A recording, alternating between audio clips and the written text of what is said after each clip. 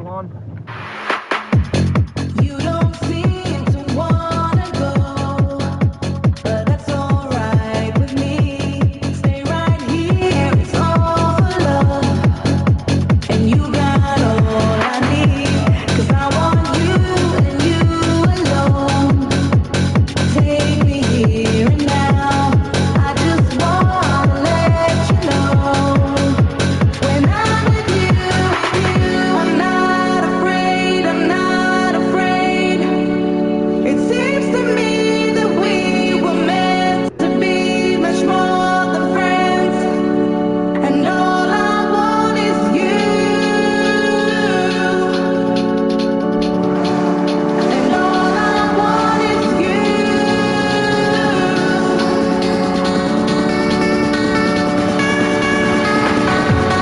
Tell me that you want me. Tell me that you need me here tonight. Remember to hold me. Be with you for life.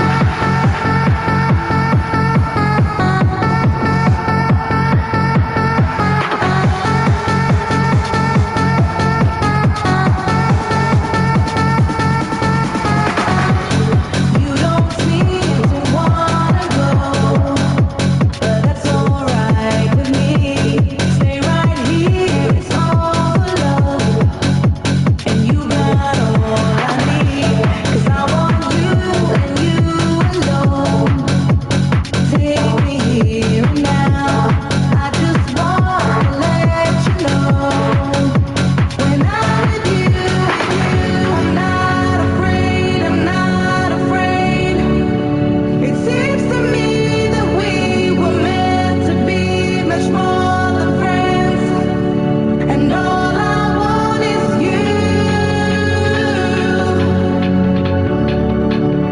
And all I want is you.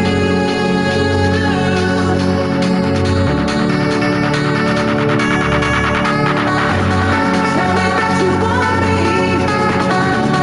Tell me that you need me here tonight. Promise that you hold me. 'Cause I just wanna be with you for life.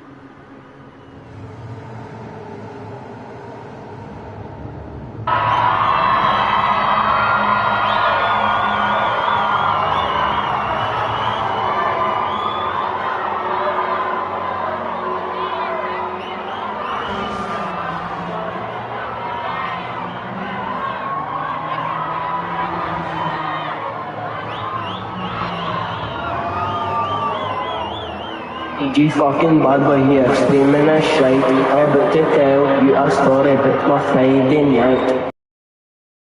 I'm sitting in my house, my body's all stiff and I'm what a perfect time to be fucking stressed. It's the only one day to do, but it's the fucking best. It's a Friday night, I'm walking up the street. So everybody better dance to the fucking beat. Could I be the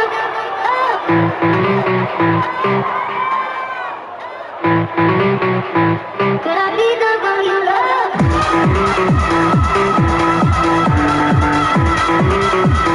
Could I be the one you love?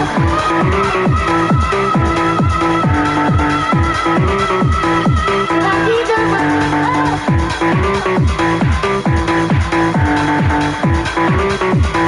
Could I be the one you love? Could I be the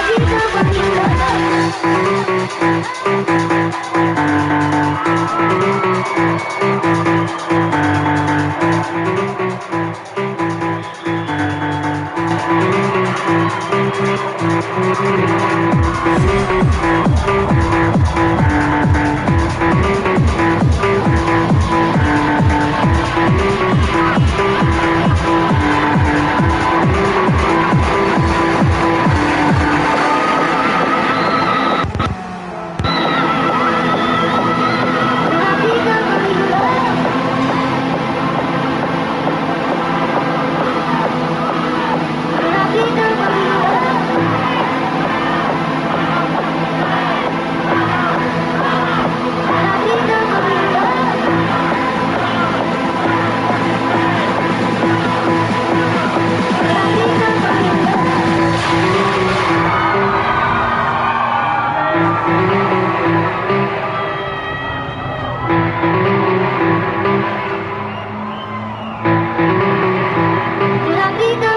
Could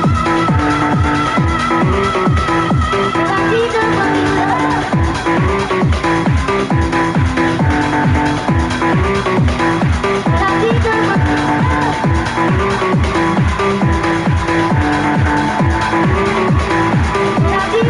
you love?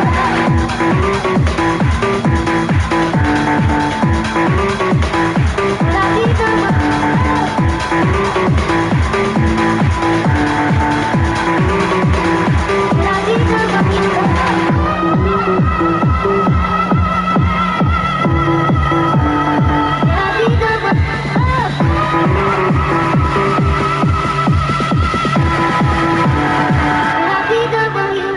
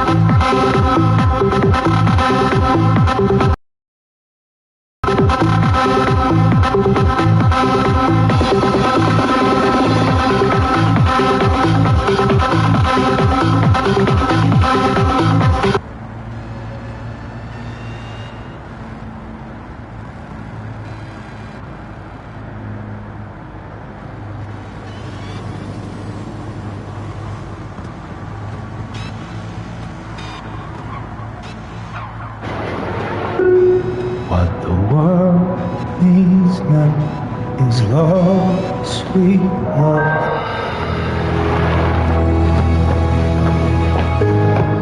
And what the world needs now is love, sweet love. Turkey with trimmings, gravy and stuffing mix. A fine festive feast for a gathering of 6.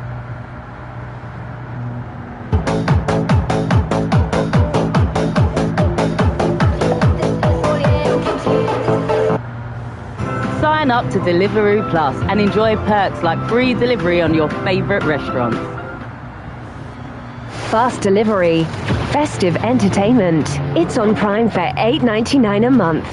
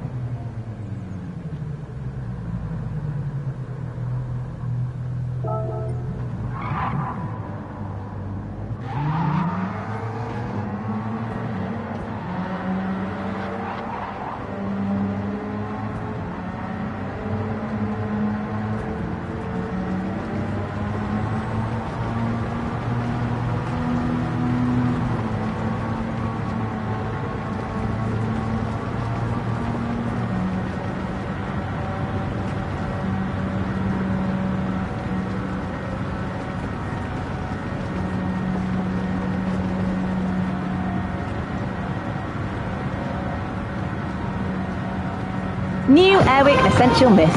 4 fragrance settings for our best ever experience.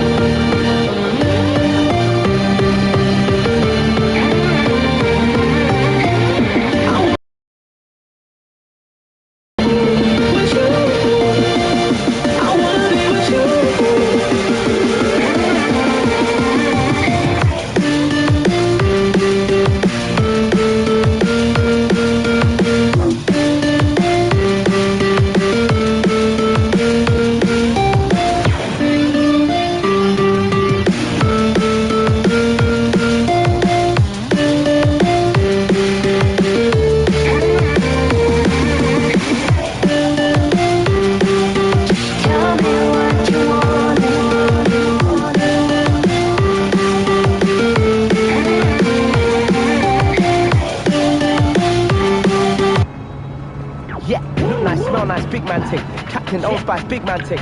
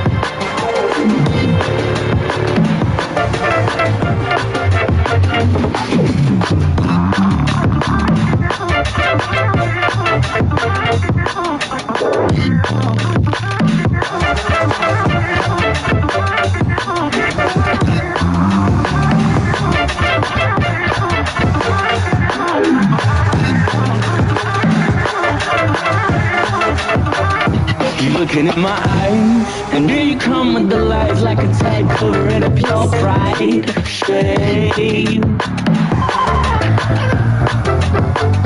I'm looking in your eyes, you stare it like a Broadway play. The lights on your face can keep up the pace at all.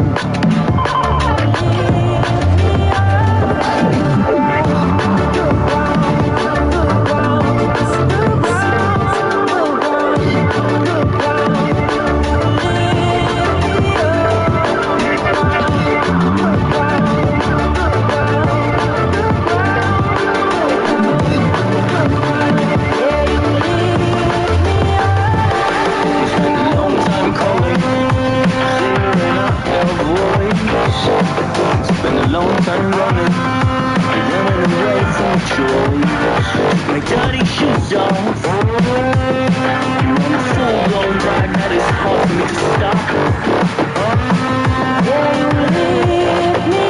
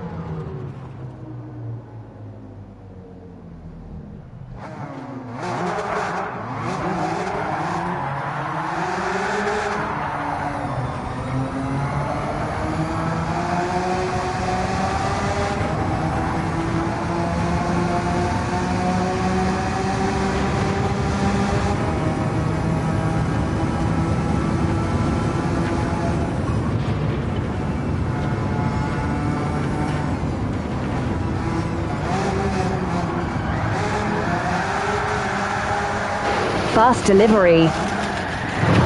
Festive entertainment. It's on Prime for $8.99 a month.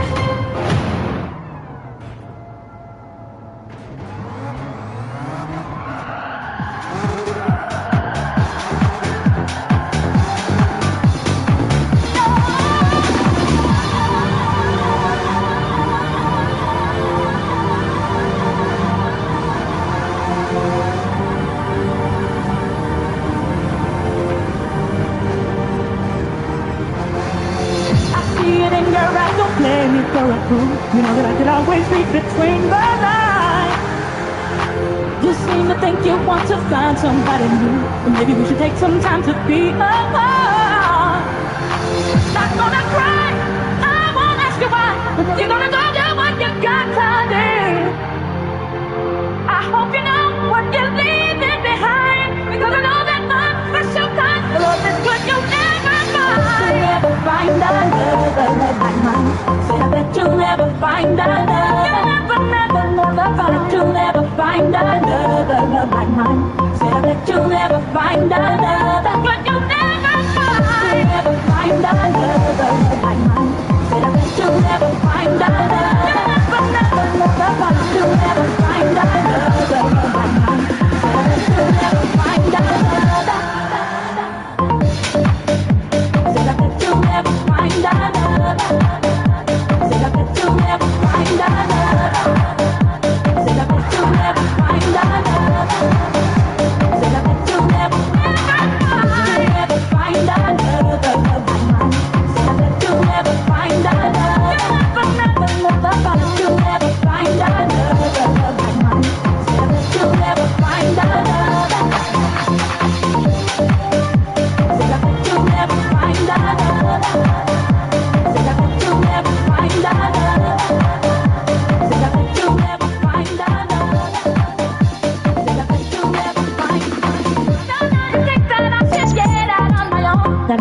Somebody else's side. Don't make suggestions, just stay where the enough alone. If you're gonna go, why not just say goodbye? No, I'm not gonna cry. I won't ask you why. You're gonna go do what you got to do. I hope you know what you're leaving behind, because I know that my special kind of love is what you'll never find. You'll never find another love like mine.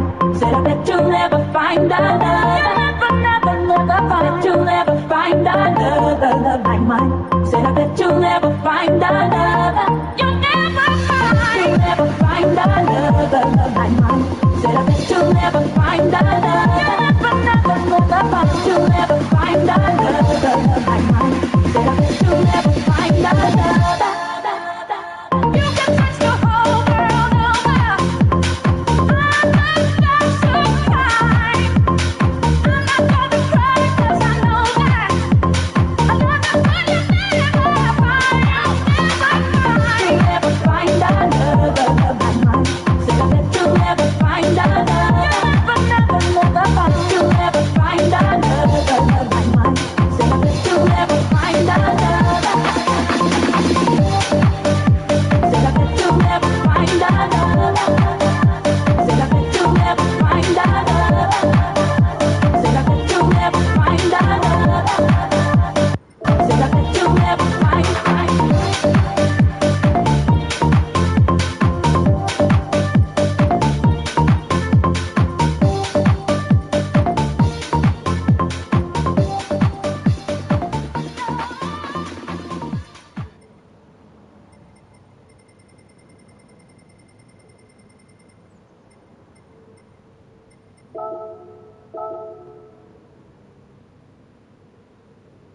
Wait. Enjoy me.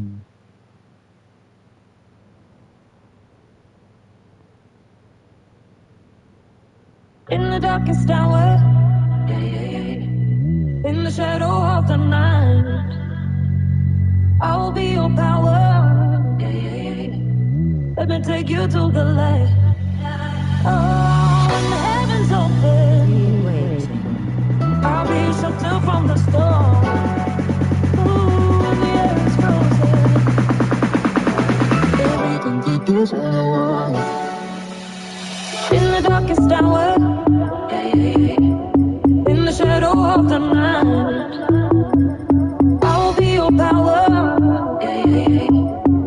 take you to the light.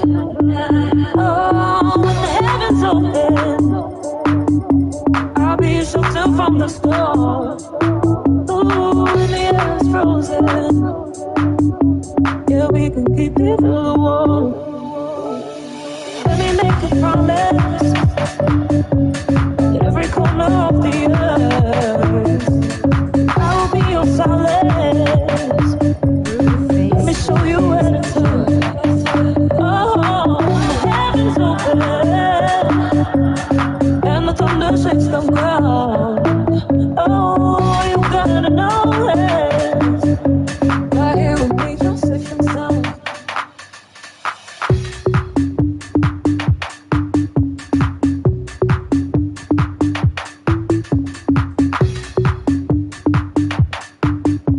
Right here with me, you're safe and sound.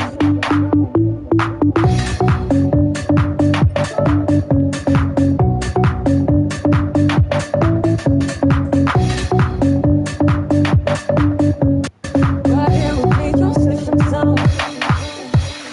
In the darkest hour, in the shadow of the night, I will be your power. Let me take you to the light. Oh, when the heavens open, I'll be your shelter from the storm. Ooh, when the air is frozen, yeah, we can keep this on the wall. In the darkest hour, in the shadow of the night, I will be your power. Let me take you to the light. Oh, when the heavens open, I'll be your shelter from the storm. Ooh, when the air is frozen, yeah, we can keep it through the war. Let me make a promise that every corner of the earth, I will be your solace. Let me show you where to turn. Oh, the heavens open and the thunder shakes the ground. Oh, you gotta know it. Right here with me, you're safe and sound.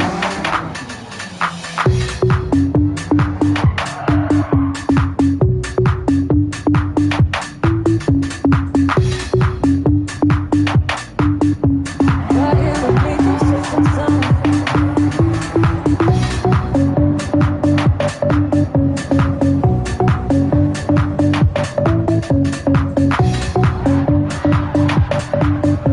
Right here with me, you're safe and sound.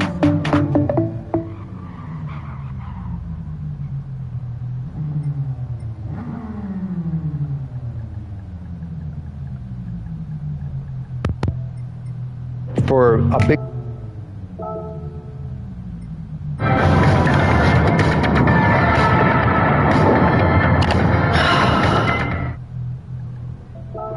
You've got me saying words in my head, filling my mind with these images, yeah. And it's the way that you look at me, makes me feel like I can't breathe. It ain't right, right, right, it ain't right, right, right, it ain't right. Oh no, it ain't right, right, right, it ain't right, right, right, it ain't right. Oh no.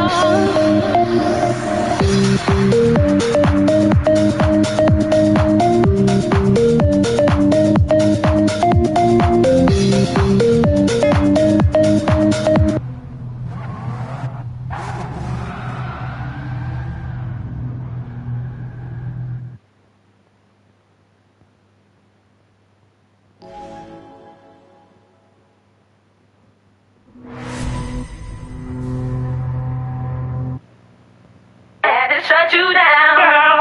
Come home late, it seems you barely beat the sun. Tapping my shoulder, thinking you gon' get you some. Smelling like some fragrance that I don't even wear. So if you want some loving, I suggest you go back there where you came from. Day to day, with you it's always something else. Working my nerve, God knows that I don't deserve what you put me through. Cause I've been so true to you, for you to come at me with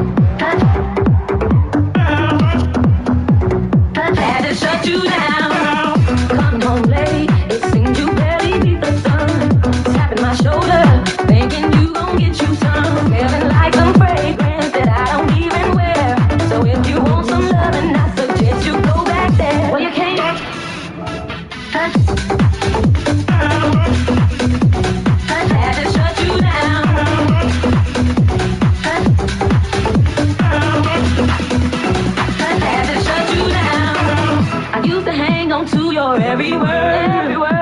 But the more you lied to me, the more I heard. The things you used to say would sound so sweet. I'm naive, quick to believe.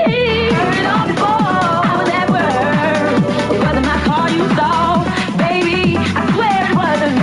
That ain't working. That ain't working. Look who's hurting. Look who's hurting. I had to shut you down. I had to shut you down. Had to shut you down.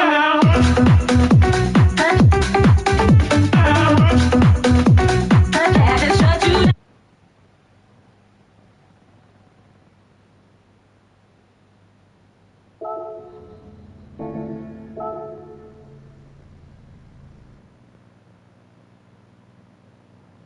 You just had to be mine.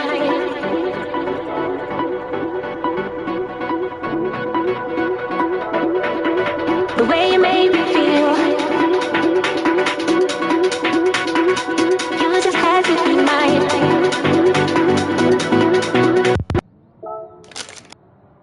You just had to be mine. The way you made me feel. You just had to.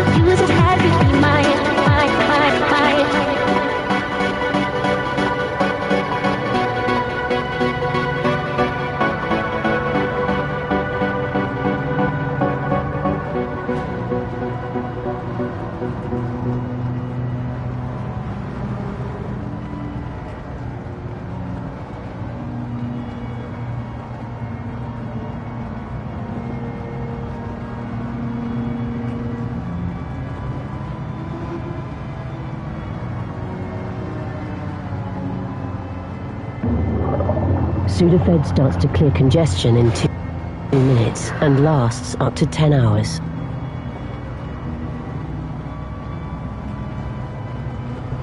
There's a river going. There's a river going. There's a river going. There's a river going. There's a river going. There's a river going round about you.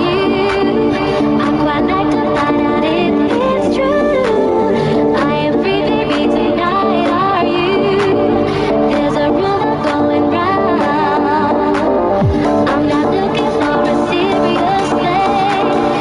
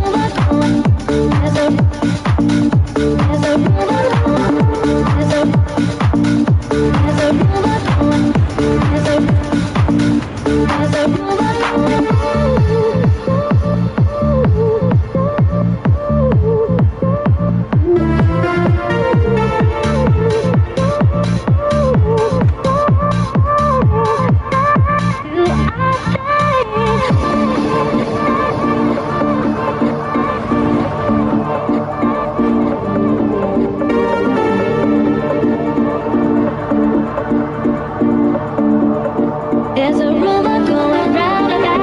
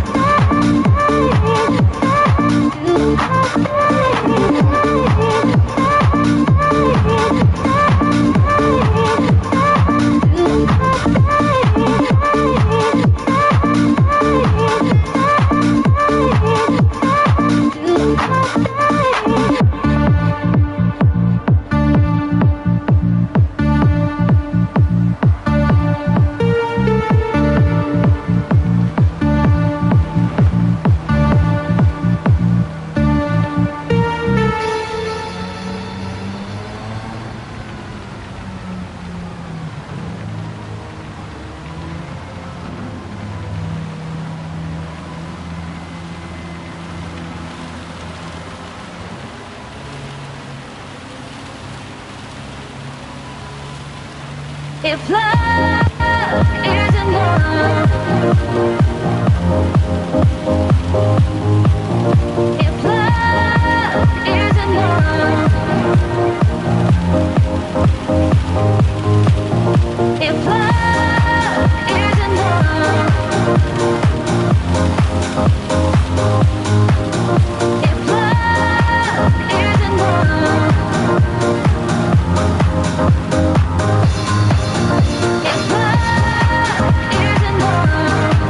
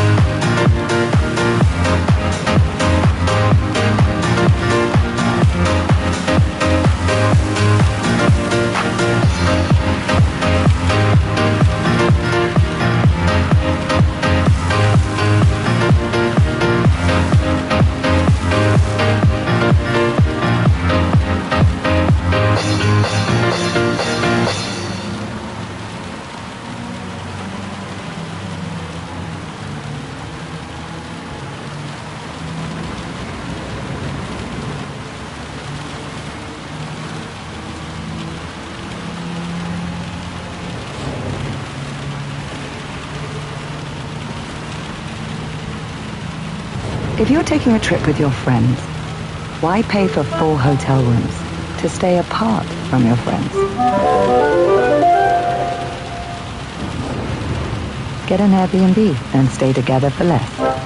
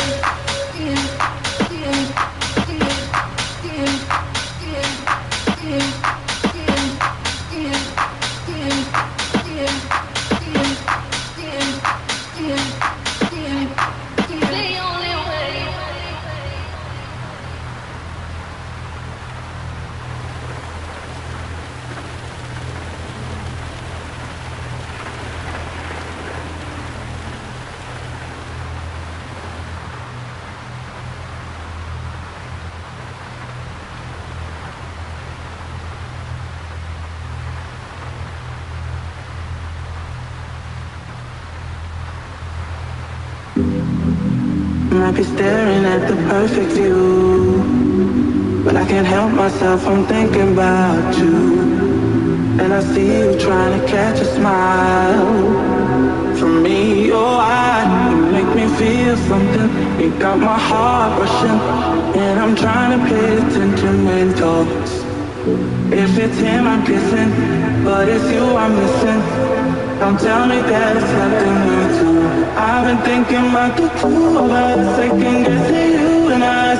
You drove me crazy from the start. I've been thinking about the two of us, guess it must be obvious. That boy can't escape my heart. Looking at me, looking at you, to make a move. You're down, down, down, down. Looking at me, looking at you, the chase, the boat. You're down, down, down, down. I might be staring at the perfect view, but I can't help myself from thinking about you. And I see you trying to catch a smile from me. Oh, you make me feel something, feel something. You make me feel something, feel something. You make me feel something, feel something. You make me feel something, feel something. You make me feel something. You got my heart rushing, and I'm trying to pay attention and focus. If it's him I'm kissing, but it's you I'm missing. Don't tell me that it's nothing return. Might be staring at the perfect view, but I can't help myself from thinking about you. And I see you trying to catch a smile from me. Oh, you make me feel something. You got my heart rushing, and I'm trying to pay attention when talks. If it's him I'm kissing, but it's you I'm missing. Don't tell me that it's nothing new too. I've been thinking about the two of us.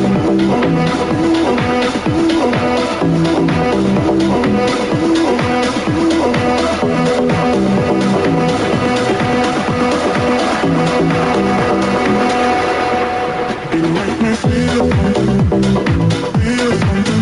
You make me feel something, feel something. You make me feel something, feel something. You make me feel something, feel something. You make me feel something. You got my heart rushing, and I'm trying to pay attention and focus. If it's him I'm kissing, but it's you I'm missing.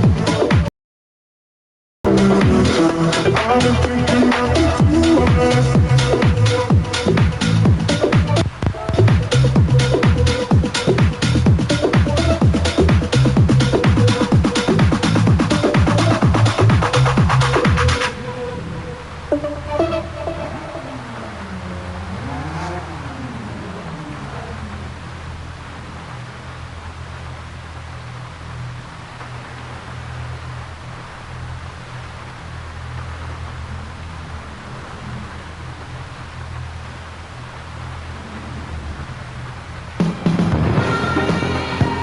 Good Girl, The Feminine Fragrance, Carolina Herrera. I never had thoughts that control me until something bad left me so lonely, and I want it back. I want you on me, trying to forget, but things just remind me. I never had, I never had, I never had, I never, I never, I never had, I never had, I never had, I never, I things just remind me. Things just remind me. I never, I never, I never, I never had thoughts that control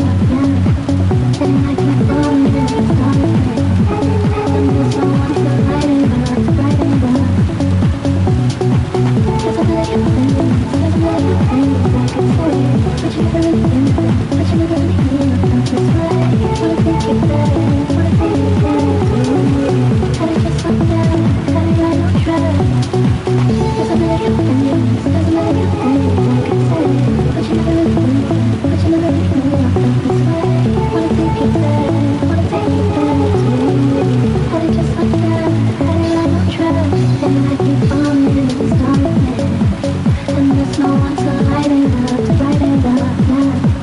And I keep falling in this darkness, and there's no one to light it up, to brighten it up now. And I keep trying to forget, but things just remind me. There's a million things I could say, but you never really do that, but you never really do it like this way. Wanna take it back to me. Had it just like that, had it right on track.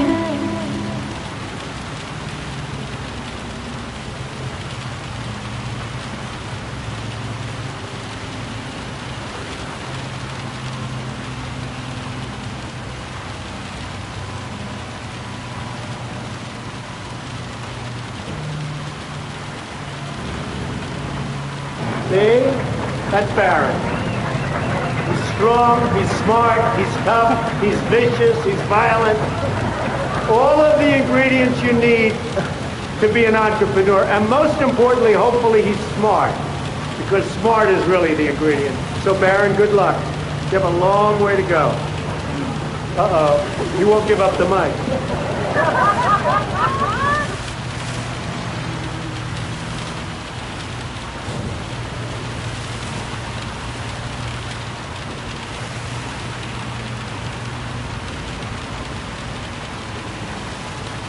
I'm feeling golden, lost in the moment. It's taking over me.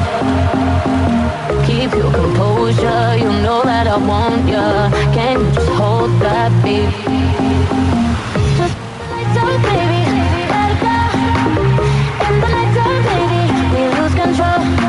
Just hold the lights out, baby, let it go. In the nighttime, baby, we lose control, lose control, lose control, lose control, lose control, lose control, lose control, lose control, lose control, lose control, lose control, lose control, lose control, lose control, lose control, control.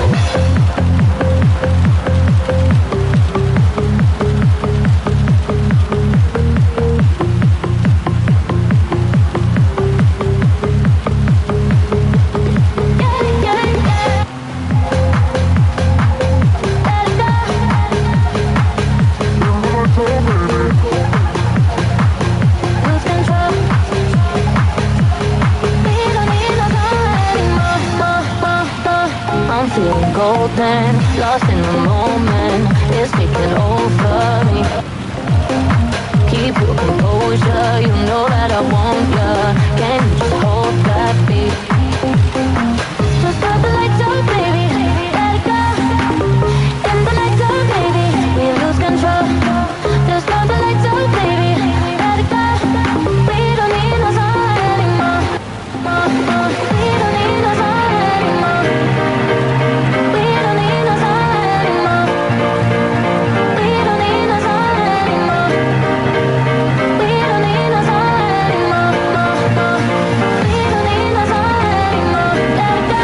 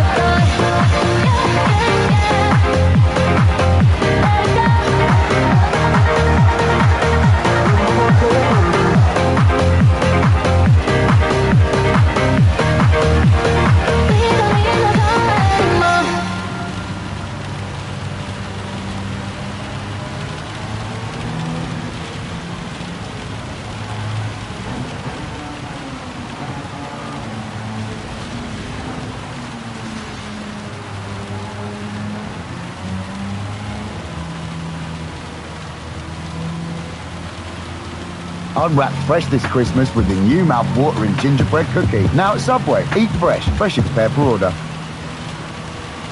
I don't even know how to try. Me and you, it was magic, but everything is so tragic, and I can't wait to be out of love. I can't wait to be out of love. I don't even know how to try. Me and you, it was magic, but everything is so tragic, and I can't wait to be out of love. I can't wait to be out of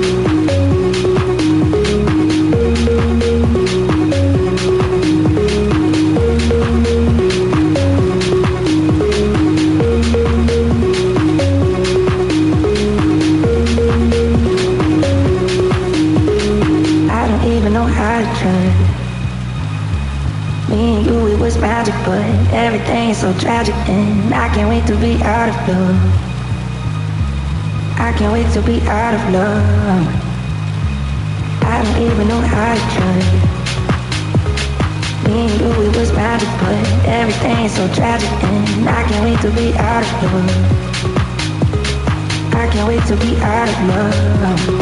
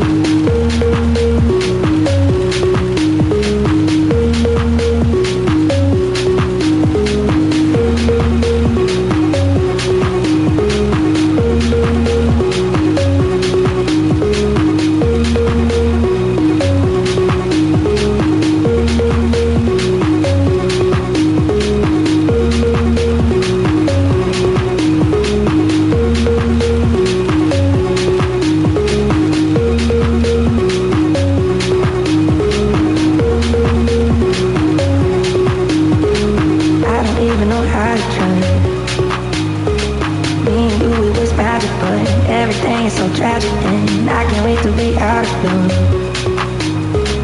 I can't wait to be out of love. I don't even know how to try.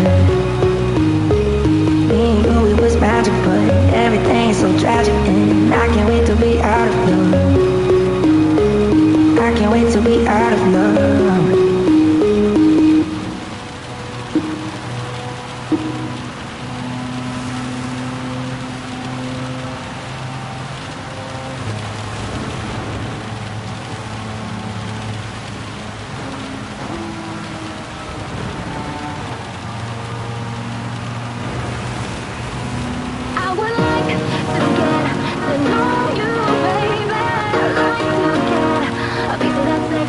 Say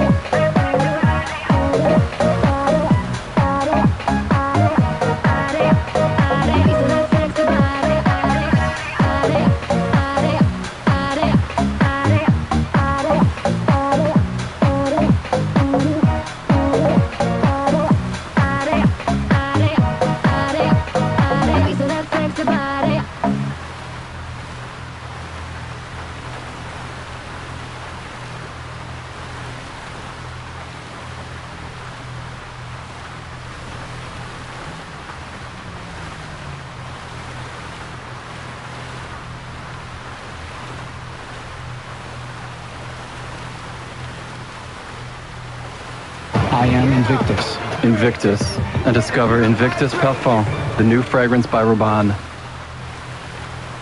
If love isn't love, then why do I feel like I'm losing control? And if love isn't love, then why do I feel like you're so close to letting me go?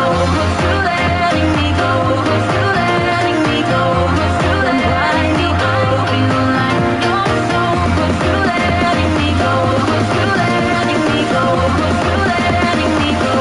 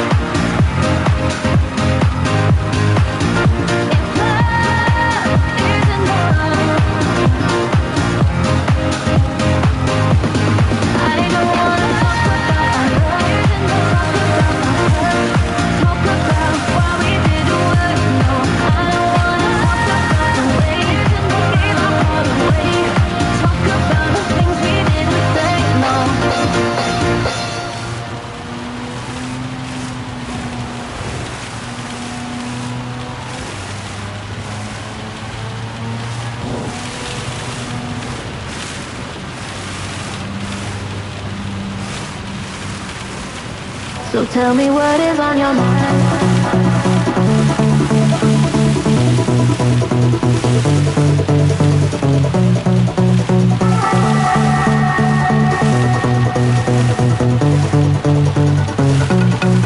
I saw the blue skies in your blue eyes turn into stormy weather. So tell me what is on your mind now.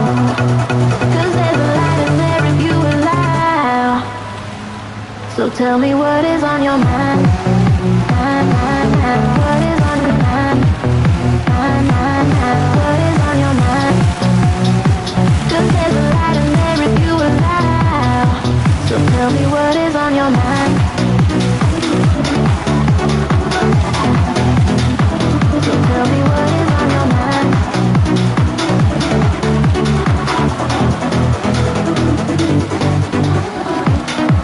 I saw those blue skies in your blue eyes turn into stormy weather. So tell me what is on your mind now. 'Cause there's a light in there if you allow.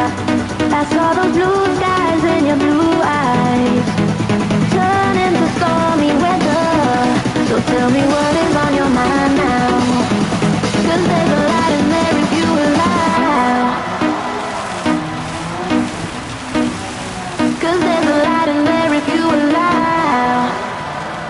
So tell me what is on your mind.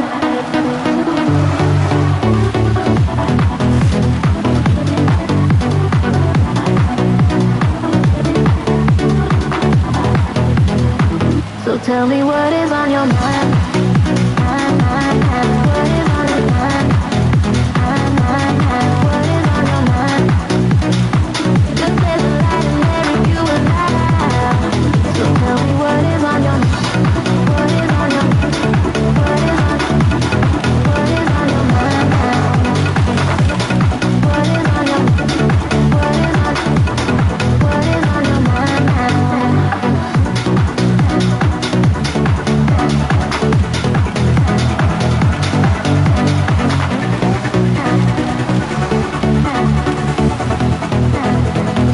tell me what is on your mind now.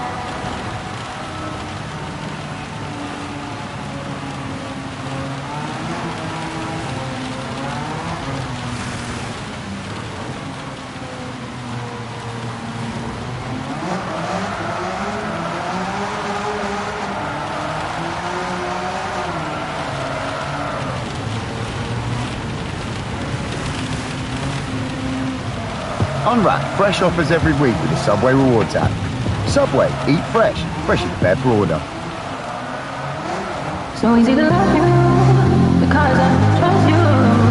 Without me, you best believe I never thought I'd be like this. It's feeling like I'm stuck in this. So on the side, it's all over you. So easy to love you because I trust you. Without me, you best believe I never thought I'd be like this. It's feeling like I'm stuck in this. So on the side, it's all over you. Because I trust you, without me, you best believe. Feeling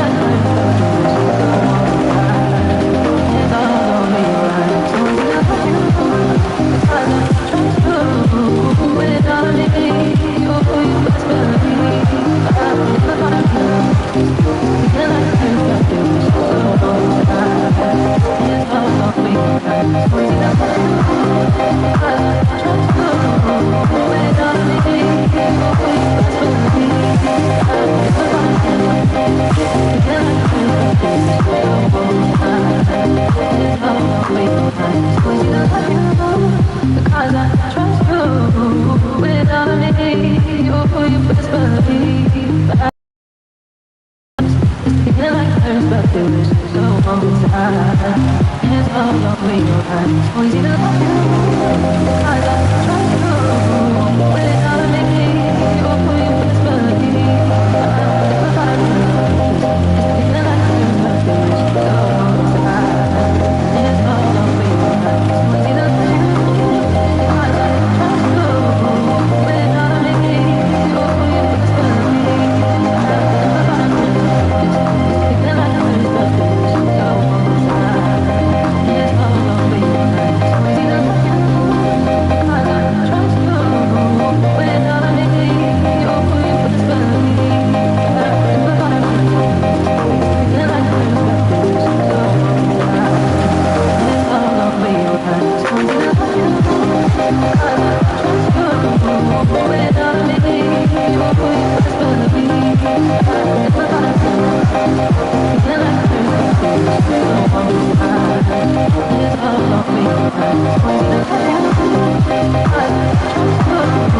without me, you best believe. I never thought I'd be like this. Feeling like there's nothing is so on the side. It's all over your eyes. So easy to love you, because I trust you, without me, you best believe. I never thought I'd be like this. Feeling like there's nothing is so on the side. It's all over your eyes. So easy to love you.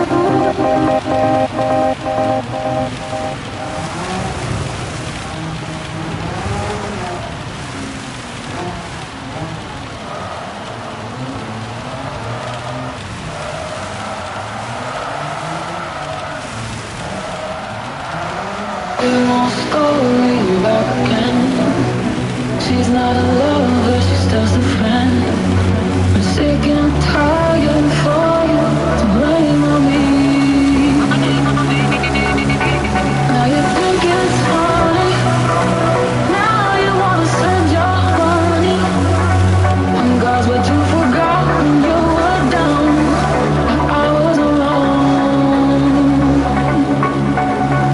Come on, never think you call again. What in the world is happening? Listen in, but don't yell at me. Isn't it ironic? All you wanna do is comic.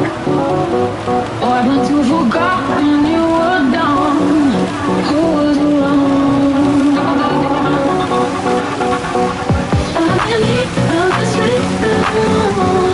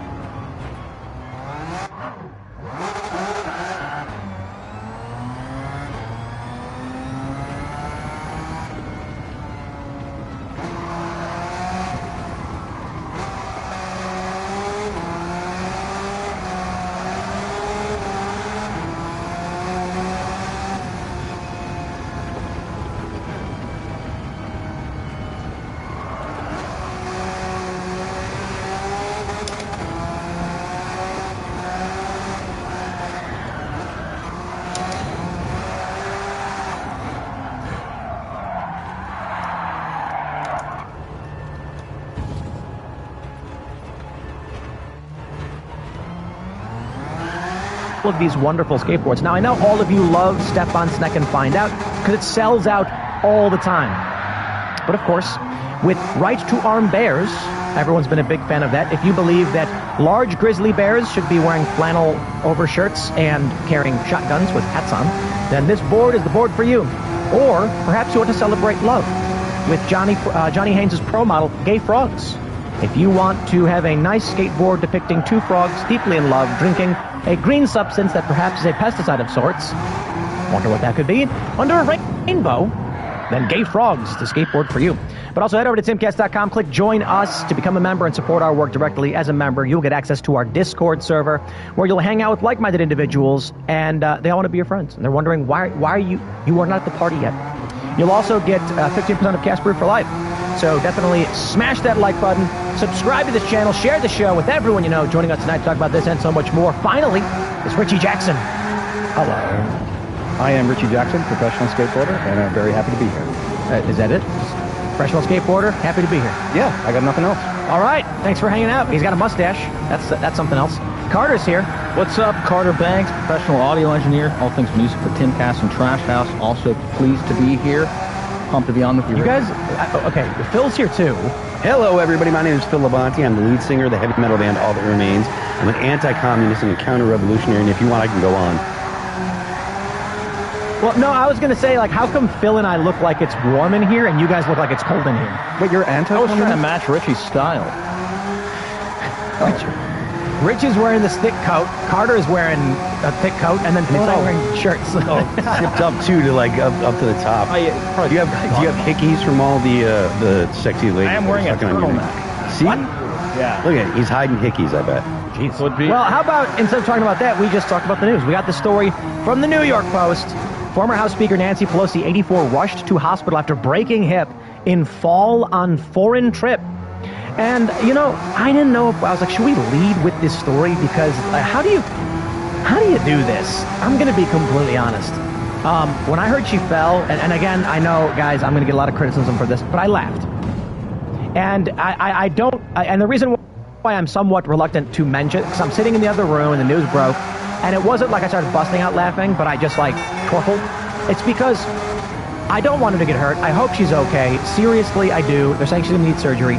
But we got too many seriously old people in government. That's what the chortle is. It's like, of course this is going to happen. How are we a nation where one of our three branches of government is a gerontocracy? And don't get me wrong, like, I know Donald Trump is old as well, but Trump is spry. I mean, I'm looking forward to 2028 with J.D. Vance or somebody else. But let me show you this photo that they have from over the Daily Mail. Everyone's pointing out that Nancy Pelosi is struggling to hold on to this guy's arm when they took this photo. And that's indicative of something else is wrong. I think she needs to retire immediately, and they need to have a special election in San Francisco. That is a wonderful idea. People in their 80s don't they don't have to worry about the future all that much, or there's not a lot of future for them to worry about. They shouldn't be in making policy decisions for people that actually do have to worry about the future. I mean, I think there's a good argument that was addressed by the founders, saying you have to be a certain age because you need a certain amount of life experience. I assume they didn't really expect people to stay in government for as long as they did. I was watching the All In podcast today, and they were talking about how many people on Trump's team are actually leaders of business. And one of the interesting things that Trump is doing is he's not finding people in the defense industry to go into the Defense Department, or people in the financial industry to go into Treasury and stuff like that. He's taking people that are very smart and that have amassed great wealth because of their intelligence and because of their ability in business, and he's bringing those people in places where they might not be normal for them, but that's a good thing because then you get different ways of thinking in these positions. Yeah, it's like having people from, he's building like an all-star cast of people who actually have proven life experience doing those things. And one of the things that the founders, like all of the founders of this country, they all had other professions. Weren't they all in their 20s? No, they weren't all in their 20s, but they were in their they were in their 20s and 30s when they were young dudes. The revolution happened. But when Jefferson wrote the Declaration, it was 33. But they actually governed when they were in their 40s and 50s and stuff like that. But they all had jobs. They all spent a time in government, served the country, and then went back to their jobs. They went back to being normal citizens. And one of the things the guys in the podcast were talking about was this is a very good thing because it keeps people from being, institutionally involved in the bureaucracy. Like, well, let's take a pause a second and take a look at the Commonwealth. Once great colonies of the Crown. And I just gotta say, what was Canada? Huh? A bunch of fur traders? What was Australia? A bunch of prisoners. Hey, now you shit, buddy. I don't even know people in New Zealand were doing. Americans, we were fighting bears and fighting back. Yep. See, this is a nation founded by the strongest. That's why we blow up a bunch of children overseas in wars we shouldn't be involved in. Well, I don't know if that's on the positive side. Just saying. But it is a good idea to have, people from private industry come into the government and then go back to private industry. Right. Well, on that note, I think it's the perfect time for me to renounce my Australian citizenship and present to you. Does that count? Actually? Oh, verbal. Straight into a commercial. I don't know what the rules are for us for renouncing Australian citizenship, but I didn't really renounce it. But I am an American, just to make that clear. I've had a few people saying, but he's not American. I am. I'm a naturalized citizen and proud to be one. Oh, so you actually came here legally? 100%. Legally, you didn't? I went by the book. But how very 1980s of you. Right. Oh, jeez, man. That's pretty wild where we are as a country. That's great. Another story, which we'll get into in a second, though, is like Biden selling off the border wall, which is just absolutely insane. To who? What? How long did it take you, good sir, to come here legally? It didn't take that long. It was actually pretty easy. I studied. Really? Yeah, I studied for the citizenship test. It's 100 questions, and they end up asking you about 10, and you have to get 8 right. Like, what was one of the questions? If the president dies and the vice president dies, who will be the president? Nancy Pelosi. Oh, there you go. It's not actually true. That would be Mike Johnson. Oh, really? It would have been Nancy Pelosi a couple of years ago, but yes, Speaker of the House. Who's after that? Oh, I couldn't tell you. It was a long time ago. Is it President Pro Temp? I believe. Yeah, of the Senate. And then who's after that? It's funny that you're only supposed to know 2. Yeah, but I can. Arnold Schwarzenegger. I think it starts with the cabinet after that. Yeah, are you sure? No, I'm not sure. I said I think. No, I don't think that's true. Cabinet, maybe, but I doubt it. What's another question? Let me see. What was the Civil War fought over? Yeah, exactly. Did they actually ask that? Yeah, they did. What movie was it where? Oh, it was Simpsons. When Apu is taking the test, and he's like, well, actually, it's kind of complicated. Some people might say that it was the slavery, but that there was a lot of tension. He goes, just say slavery. Just say slavery. It was like that. Yeah, it was like that. Just say slavery. It was easy, man. I aced it, and I was in. Yeah. Did you actually get like a number score? No, I won. Yeah, it's bad. But when you're like, how did you first apply? Like, how do you do it? You just go on the internet and click a button? Yeah, more or less. And these people can't even do that. They come to this country and they come in illegally and just they can't go on the internet and just click a button. No computers. That's right. Oh, they have no computers in Honduras, apparently. I don't know. You said Honduras. I'm looking to find out. Yes. That's where a lot of these people are coming from. They're coming from Guatemala and Honduras. Now, I get it. Honduras is the murder capital per capita. I thought it was Jamaica. No. Really? Yeah, Honduras. I'm looking at the wrong stats, I guess. I'm pretty sure it's Honduras. Okay. And then Venezuela, Caracas, has the most murders of anywhere in the world, but not per capita. Oh, wow. Yep. Let's, I think that's what it is. Yep. 4th year in a row. Oh no, it looks like it's improved a bit. That's good. That's good for them. I hope things get better. Which country highest homicide per capita? It was Honduras for a while. What? Really? St. Kitts and Nevis has taken over as the most dangerous place? There's not that many people there, though. So it's and that's where rich people buy passports just to avoid paying taxes. So after it's Vice President, Speaker of the House, then President Pro Temp, then Secretary of State, Secretary of Treasury, Secretary of Defense, then Attorney General, then Secretary of the Interior. So it does good. Go right to the bottom of the Actually, I think it's Secretary of State, then Secretary of Treasury, then the Attorney General, then the Secretary of Agriculture, Secretary of Labor, Secretary of HUD, Secretary of Energy, then Secretary of Veterans Affairs, I believe, because it says 1, 2 for, like, it says Secretary of State, then Secretary of Treasury, then it says 1 Secretary of Treasury and 2 Secretary of Defense. Oh, I okay. think that might be who is the Vice President. There's only 18. Yeah. After it's Secretary of Homeland Security. After that, there's nothing. So what happens when they just like vote? Then you have the health. No, they become the president if, well, I mean, all 18 are gone. Then. There is a policy that the federal government has called the restoring the continuity of government. They have a lot of plans to make sure that it never even gets to the Secretary of State. If there's a war and they wipe out the president, vice president, speaker of House, and president pro temp, and they get to the Secretary of State, that's a lot of bad things have gone wrong. But I asked ChatGPT what would happen if aliens abducted all of them at the same time. Ooh. And it says, if all individuals in the official presidential line of succession were abducted or otherwise incapacitated, the situation would be unprecedented and create a constitutional crisis. Yeah. Oh, jeez. Yeah, I mean, if it was aliens, it would create much more of a constitutional crisis. I do actually think that would be a situation where the states would be like, all right, we're going to take care of ourselves and we're going to listen to the governor. You know, if you got rid of the whole line of secession, or the aliens.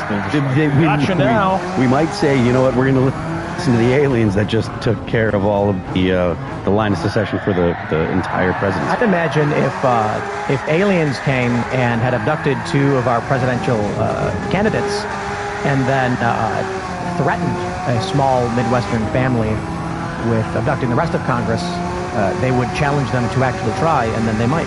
What do you think about the idea that we have about a decade left before contact? These drones over New Jersey probably are aliens. That's not extraterrestrial. That's proof. No way. Zero chance. I'm saying, I don't know, man. With the James Webb Space Telescope, we're on the cusp of discovering a Dyson sphere or some kind of evidence remotely. It's not. Well, we already did. They're not going to tell you. You don't think so? What would be the implications of the government coming out and being like, we just want to let you guys know, like, we literally found an advanced civilization? I don't think much. I think there's this overhyped thing of like, oh, the government knows and they're not telling us. I don't believe that for a second. The conspiracy theory is that over the past 4 or 5 years, they've been slamming us with information about UFOs to the point where we're supposed to get bored of it. That way, when they come out and they go, oh, yeah, there's aliens, we'll be like, okay, we get it, jeez. Yeah, I don't think it'd be the earth-shattering news that we think it is. It's kind of working. Yeah. What they've been doing. I think they came here a long time ago, and they're not coming. You're one of those ancient aliens guys? I kind of am, yeah. Okay. They built the pyramids? You're on that track? I don't know if they did it, but I don't know if the people they say they did it. Uh-huh. I think you don't think that it was the slaves of the Egyptians. So. Yeah, really thank you. And then what they did was they had big horns, and they put the giant blocks in the ground, and then they put giant blocks on top with sand, and then they would all blow horns, which would cause it to vibrate and shuffle forward. I think that is one of the theories. One of the theories. Or the theory is they floated them, because they indeed could be floated through a water canal, and but who knows? I don't think you need aliens to build the pyramids, is my point. No, I don't think so. Thank you. I agree. You do not. Let's jump to this next story. Speaking of aliens, we got this from The Hill. Trump calls for mystery drones to be shot down. Please, everyone, for the love of all that is holy, do not shoot at these drones. It is a very serious federal crime. Do not do it. Trump is not calling for regular people to do it. President-elect Trump on Friday called for authorities, you see, to shoot down these drones. Also, they shouldn't either because bullets come down. Mystery drone sightings all over the country. Can this really be happening without our government's knowledge? I don't think so. Let the public know, and now, otherwise, shut them down. DJT, the incoming president, wrote on Truth Social. The Post comes as there have been mounting reports of sightings. Okay, well... Did he misspell it? Is it really... He has 2 spelling mistakes in that tweet. He could have proofread that one. You know, he doesn't need to. I thought there was someone that wrote his... That's what I thought. We saw that video. He dictated them, and then someone else was typing them out. Maybe he's using Put it up or something. Maybe they don't want to correct him. I mean, that's probably true. Oh yes, it's shot. It's fine. What was the second? Oh, I don't think so. He wrote, I don't think so. Well, that was just a self shout out. Yeah. Donnie T. So check out this story from NewJersey.com. Many drone sightings are just planes, White House says. I got to be honest, I completely agree. Fox News had this interview with a guy who was like a drone expert, and he's like, I have looked at hundreds. They're just airplanes. And You know what it is? It's mass hysteria. Yeah, we were talking earlier about St. Vitus Dance, which Yeah. is where entire towns just started dancing for no reason in medieval Europe, and it Well, that was was a the mass psychosis spread. Again, it's all aliens. Yeah, but it spread from person to person. People just start dancing, and you said they danced until they died of dehydration. Yeah, that's how the legends go. I don't know if that's true. I mean, there is such a thing as mass psychosis. What is it? What is it called? Saint. Look at COVID. Saint what's the dance? St. Vitus Dance. Vitus. Oh, it's a disease, a nickname for Sydenham's chorea, a movement disorder that's caused by strep. Ah, so it was a disease. Really? There's also St. Anthony's Fire. Did you ever hear about that one? St. Elmo's Fire? No, St. Elmo's Fire is the plasma. St. Anthony's Fire, they were looking into what caused it because entire towns were just totally nuts, and it was a fungus in the grain. It was ergo, and that is what LSD is synthesized from. So it's the dancing plague of 1518. There we go. An event in which hundreds of citizens of Strasbourg, a free city in the Holy Roman Empire, danced uncontrollably and apparently unwillingly for days on end. The mania lasted for about 2 months before ending as mysteriously as it began. That's amazing. So you think the same thing is happening with these drones? She was unable to stop and kept dancing until she collapsed from exhaustion. After resting, she resumed the compulsive, frenzied activity. For days, within a week, more than 30 other people were afflicted. That's wild, dude. I don't know. I think you're onto something as far as it being a mass psychosis event. They think it was ergot. They think everybody was eating infected. Investigators in the 20th century suggested that the afflicted may have consumed rye flour contaminated with fungal disease ergot, which made them just lose their minds. That's how Albert Hoffman got LSD, was looking into what caused St. Anthony's Fire, and he isolated this one piece of grain and made LSD. So you can go crazy anytime you want. Sick. That is, but I think what's happening with the drones in Jersey is that people are hearing news reports of drones and they're going outside and there's like a plane in the sky and they film it. They're like, "Ooh, is that one?" And then they post it, and they're just planes, man. Yeah. It really reminds me of that old video on YouTube, like years ago, where the guy said, "Have you seen the leprchaun? You seen the leprechaun?" Yeah, the leprechaun. That's what it reminds me of. It seems almost exactly like that. It's people just trying to cash in on this big thing that's could be happening, but probably isn't. Well, no, the leprechaun was 100% real. Yeah, You didn't see it? No, I didn't see it. That was wild. Like everybody was just staring at a tree because some guy said it. Yeah, it was so funny though. Look at his face too. It was like, you know, everybody seen the leprechaun sing? But what's funny is we're sitting here laughing at it, and we're all victims to the exact same thing in every other way. New York Times comes out and says Bashar al-Assad flew to Moscow, and all of us just immediately say like, "Wow!" And then we're all saying, "Did you hear this thing happen?" And we literally just read a line of black and white text on a screen. We have no evidence. We just trust the New York Times that it happened. Right. The vast majority of our knowledge, though. That's everything. You know, like, I mean, there are things that people can go ahead and test and stuff, but for the people that do believe that we went to the moon, I happen to be one of them. We honestly just do believe that all that stuff is true. Like, none of us go out to in the backyard and get a laser and shoot it at the mirror that they are alleged to have left up there and, you know, bounce it back. Just like some people believe things about 9/11. I believe the leprechauns did 9/11. Leprechauns. That would explain how they got the nanothermite in there, wouldn't it? Oh, God. Crawl and suffering. Kind of rainbow effect. So for those that don't get the reference, it was on the members only show. We were having a discussion with Ian, and I was trying to explain that, like, everybody chooses the source they trust and then follows it and then believes all of the evidence around it, but it's impossible to know literally everything about everything. Which is why I often say when it comes to philosophical conversations, if we trust the science as it is in mainstream, here's what we can conclude. However, it's likely wrong, as it often is proven wrong or adapted upon. And so, with most stories, the best example is the Covington kids. Everybody just basically dancing plagued the Covington kids. A video came out showing almost nothing, a Native American guy banging a drum, the kids smiling. Everyone immediately assumed exactly what happened. They knew what happened, and they did not know what happened. And I saw the video, and I was like, what? Someone sent me a DM, and they're like, "Did you see this?" And I was like, "What is it?" And they're like, "Look what the kid's doing." And I was like, "What's he doing?" And they're like, "He got up in that guy's face." And I was like, "Oh, is there a video of that?" And they're like, "That's right." I'm like, "No, that's not what that is." Sure enough, we sifted through, someone sent me a live stream, I sifted through 2.5 hours. The kid never did. The guy it was the other way around. But people just believe what they're told to believe. But that was a different time. Wearing a MAGA hat then, oh yeah, that was as compared to now, yeah. Did you see Alex Stein with his jumbo MAGA on the plane the other day? Oh, I don't even. Who cares? Owen That was Schroyer so is good. bigger.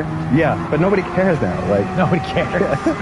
Well, everyone's like, yeah, there's so much Trump paraphernalia out there now because the grift has now switched sides. Yeah. It's like, we are for it. 100%. Yeah, it's an interesting time. Yeah, well, you recently went back to the old Big Apple, huh? I did, yes. And they were all just throwing pies and tomatoes at you, right? Yeah, you can't even get around in that city anymore if you've been identified as the enemy. But what really happened? Totally fine. And Literally nothing. People are more based than you think. If you have conversations at bars, they're like, hey, by the way, I don't go in for any of this crap. I just have to pretend to. I think, and that's what sucks about it. I think most people are based. They're just scared to say anything. 100%. Because they think other people aren't. That's what I described it a couple of years ago in Mexican stand-up. Everybody's looking at each other wondering when someone else is going to get him canceled for saying the wrong thing, but they all agree with each other. This is why it was such a surprise that Hillary Clinton won in the first place. There were so many people that were afraid to say that they were going to vote for Trump, and they were just lying to their friends because they were like, what if I say that, tell the truth? And then when they get into the voting booth, they vote their conscience, and lo and behold, people are like, wow, I actually don't want the consistent line of Democrats to continue. I really think we're seeing the final death throes of cancel culture. You can feel it. It's over. I hope you're right.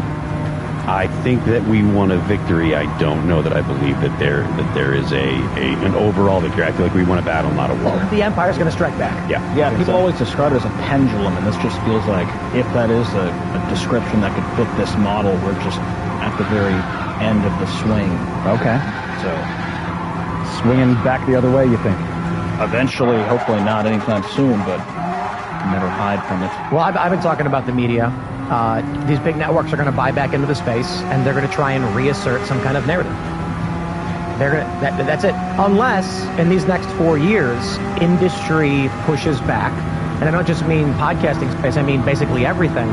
We need, I've seen these commercials from, Apple and Volvo, which are very, very family-oriented. Very, very good sign. Because then these weirdo cultists are going to see the ubiquity of traditional values and not woke cult stuff. The issue is when these weak-willed moral cowards watch the TV and they see pride, progress, flags, and all of the stuff, they say, I know what I have to do to fall in line. That's what's allowed. And then they're told everyone else is an other and should be shunned. They say, okay, because they're scared. Ubiquity is what normies strive for or look up to. So if you see a billboard on every city street corner, and there's people on it, the association in their mind is like, that's a famous person, and that's what is acceptable, and that's what is true, and that's how these institutions have maintained power for so long. I'm telling people, like, this is why you buy Times Square billboards. They're not that expensive. I don't know why I'm the only one doing it. Yeah, thanks for that. But in all seriousness, it's not the most effective ad, but it is a sign of ubiquity. It's a sign of status. It's a sign of, like, we are conquering the space. I was up next to the green M&M. You, sir, Richie, you were on a Times Square, two Times Square billboards next to the green M&M. Yeah, and the point of Times Square for all of these brands is ubiquity. It's so that regular people see you and recognize you as something above, like you are at the top of the mountain. Nobody's doing any of this stuff. I gotta be honest, like Daily Wire should be doing this. My old pal Marilyn Manson was also on the same billboard. Oh, was he? You know Brian? Oh, at the same time. Yeah. You know? Dude, I called him Brian one time. He told me to never do that again. Brian Warner. What did you call him? Marilyn? Yeah. Oh, wow. Huh. Weird. Anyway. Very weird. Yeah. Anyway, about these drones, check this out. Drone crashes into New Jersey homeowner's backyard as panic over mystery sightings grips state. However, Marvin Awful says a drone crashed, FBI scrambled in New Jersey and found nothing. Somebody super chatted, and I want to read that super chat despite it being very early in the show because I think it's important. Aaron S. says, Tim, I believe the drones are some kind of missile defense system and the government is preparing for war. I mean, I don't know that I believe that. Part of me would think that's a good idea because, if the government can prevent the nuclear missiles from reaching their targets in the United States, I would consider that a positive. I would consider that good. And so I got to be honest, that makes more sense than anything.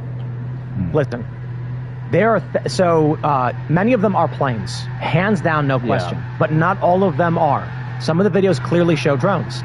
It's possible it's a combination of hobbyists all at once flying these drones. I really doubt it.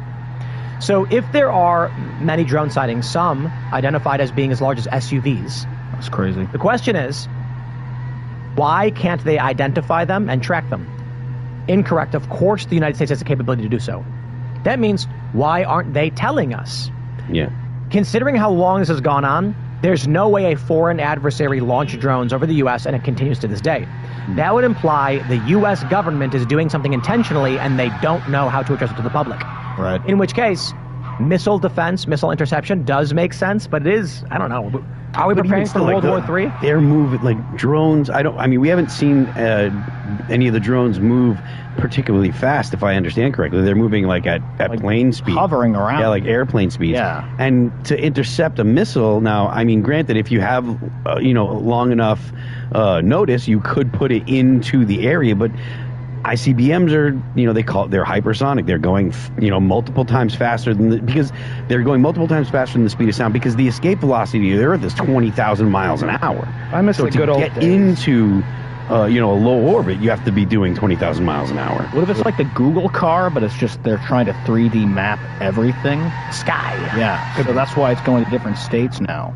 That could be. They would just say it very easily. They'd say, guys, the drone sightings are actually a map project funded by MIT, and it's no big deal. And we'd forget about it in 2 seconds. I miss the good old days of the Chinese spy balloon. At least we knew what that was. That was a weird news cycle where everyone was bored and there was nothing to talk about. We did shoot it down, though.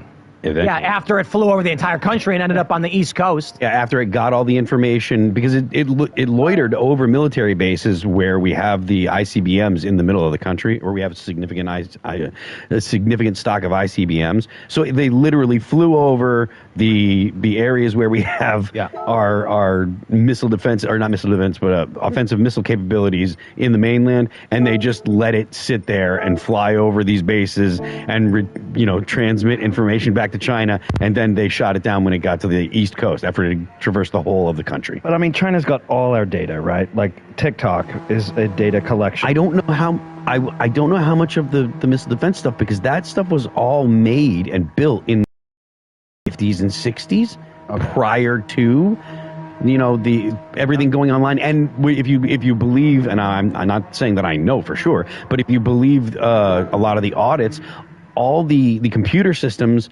that run these things are extremely old. Yeah. And I don't know that they actually are they're not run on the internet the way that other systems are, because you have to have two dudes in the silo with the keys to turn them. Maybe they're not. Maybe they don't have our missile info. Let me tell you a story from 12 years ago. I was hanging out in Vegas at DEF CON and Black Hat, hacker conventions. At the Black Hat convention, these two guys did a demonstration of blowing up a fluid pump facility. So that could be gas, water, or any kind of chemical, usually water facilities. And they explained that they would launch a drone. The drone would get within 40 miles of the facility, and the signal would then be able to reach the receiver for the industrial control system, input data, causing it to tricking itself into blowing up. What they would do is, they not exploding, depending on what the substance was, but in this instance, they used water as an example, and they said, these machines have the ability to send fluids in two different directions. So if you're filling a system or draining a system, they would actually send a code that would trick the system into doing one of two things: running the pumps in the same direction towards each other, causing massive pressure until the pipe explodes, disabling the facility, or worse, tricking the thermometer into not regulating the temperature of one of the pressure tanks so that if it gets too hot, it explodes, or if it's a chemical, it's a massive explosion. And I said to these guys, how is it possible that you just fly the drone? I mean, is this sophisticated hacker code? And they're like, no, it's a couple lines. A couple lines of code, and they're like, oh yeah, the operating system for all of these things was written in the 70s. It's like 70s and 80s computer code technology. They're like, yeah, like a little kid would just get it, could code this. I mean, heavens help us. I hope that the intercontinental nuclear ballistic missiles I hope that they're air gapped, and that Have you heard the stories about how they don't even have the maintenance for these? Like some of these ICBMs haven't been maintained at all. Yeah. And they don't know where like the tools are, and they're like, I don't know. As far as the antiquated technology, it always trips me out. The sound barrier was broken in 1948. Really? Chuck Yeager, X-1. It was in the 40s that we first achieved supersonic flight. You know, it's like these planes look so modern. Like if you look at the Blackbird SR-71, it looks like it's from like at least the 90s. That thing was developed in the 60s. This is what blows my mind, is that, you know, hanging out with people like Alex Stein, and he's like, he doesn't believe we went to the moon, because where's the technology for getting through the Van Allen radiation belt? And I'm like, radiation belt. It could be just that they did not care about the well-being and safety of individuals, and the shielding wasn't as good as you think. It's a one for the team. Yeah. But and the astronauts did say that they saw sparkles. Yeah. Because the radiation was blasting them in the face. But more importantly, I'm like, dude, we lose technology all the time. So you mean to tell me that in the 60s, where there's a government office and everything is stored on paper in a box, from then until now, all of that information and how they built that, you believe would have been properly stored by the government and tracked for 5 decades? Yeah. For 6 decades. 100% it could go missing. Yeah, probably not. The fact that we already know they can't pass an audit in the federal government, they don't even know where they spent $10 3 months ago. So yeah, if they lost access to certain information, I'd be like, what else is new? It's the government. Technology's lost like regularly. Look, we don't actually know for sure how they built the periods, and the reason is periods.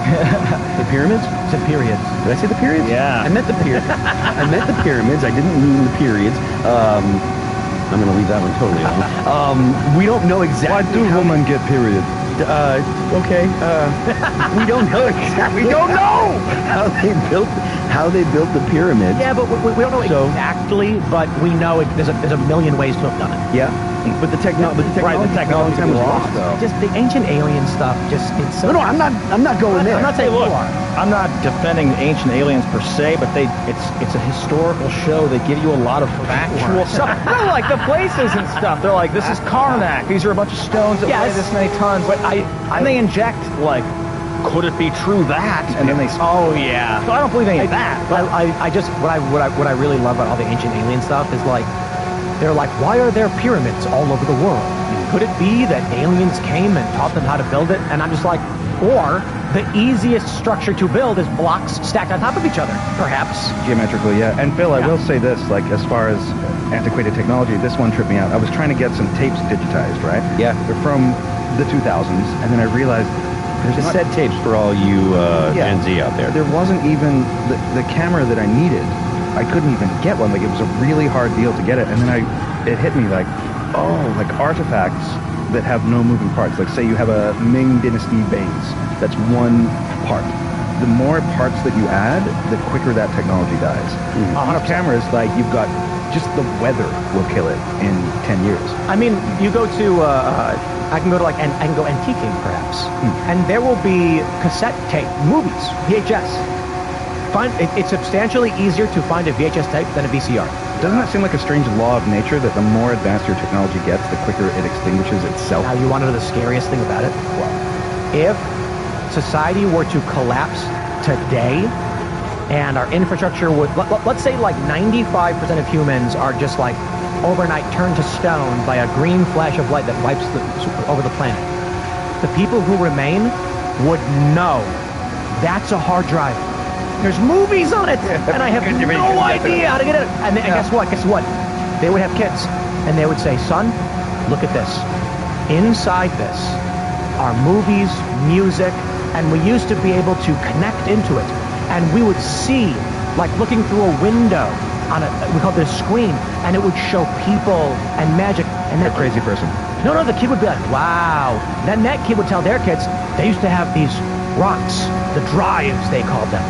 And it would show them pictures and people and stories. And then the kids, 2 generations later, are going to be like, they had these magic stones that they would dance around, and it would emit prophecy. And you ever think about that? Like, if you do time travel, you are a god until your iPhone runs out of battery. Why would you be a god with the iPhone? Of course you would. But why? The internet's not in your phone, you know that? It needs to connect. What? It needs to connect to the cell phone tower. I've saved a couple videos on Now, if you went back in time to like the 1500s with a laptop and maybe like you had the cables for solar panels and you could wire them properly, or you could put a generator together if you're a smart enough person. Well, let's say you get a laptop and you've got batteries with solar chargers that are going to last you a little while, and you had like, I don't know, math programs on it. That's it. No, not a calculator. A calculator would be good, but if you could present advanced mathematics in the 1500s, like today's math, to their mathematicians, that would go, like, they'd probably just, whatever country you chose would start winning every single war. Yeah, you could accelerate. And not only that, but could you imagine going back like 2,000 years and being like, guys, let me show you how you take a piece of wood, put some twine around it, pull it, and a stick flies off it. And they're going to go, whoa. Yeah, but then if you showed them the TikTok brain rot, I'm sure they'd just like self-terminate society right You know what the crazy thing is about, you know why aliens won't come here though? You know why aliens won't come and make contact? Yeah, because of Star Wars. We're already anticipating a war.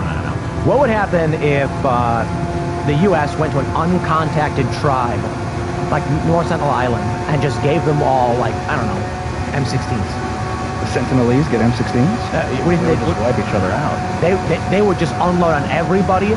They already attack anybody who comes near the island. True. Just based. So imagine what happened if aliens came to the United States and said, like, we've got technology that basically can make an individual fly around, they'll live forever, and kinetic weapons don't work on them. The United States is not going to be very nice with those things. They're imagine they came and gave them what is effectively an Iron Man suit, where one person can shut down a war. Yeah, the United States is not going to be very nice to people. They're not going to go, I mean, I tell you this. Imagine aliens came and went to Joe Biden and said, we're going to give you an Iron Man suit and a youth serum. Like, Joe Biden, you know what he's going to do with it. That'd be terrible. He's going to go evaporate any Syrian army stragglers. He's going to go evaporate the entirety of the Russian government. It's going to, like, if aliens do exist, they're not about to come here and give weapons like that or technology like that to anybody, at least not publicly. That's probably kind of like an anthill in the rainforest. They don't really even want to step on us, I think. Well, there's an interesting thing about this analogy when it comes to aliens. It's like, we don't talk to ants, what's the point? And, aliens aren't going to talk to us because we're the mental equivalent of ants to them. Not necessarily, yes, but humans are still adaptable and collect data in ways that ants do not. Meaning there is a action-reaction circumstance that aliens could enact with humans that we could not with ants. We can go to ants and we can, we can sprinkle food on the ground and watch them surrounded. What's the point? I think the zoo hypothesis holds some weight.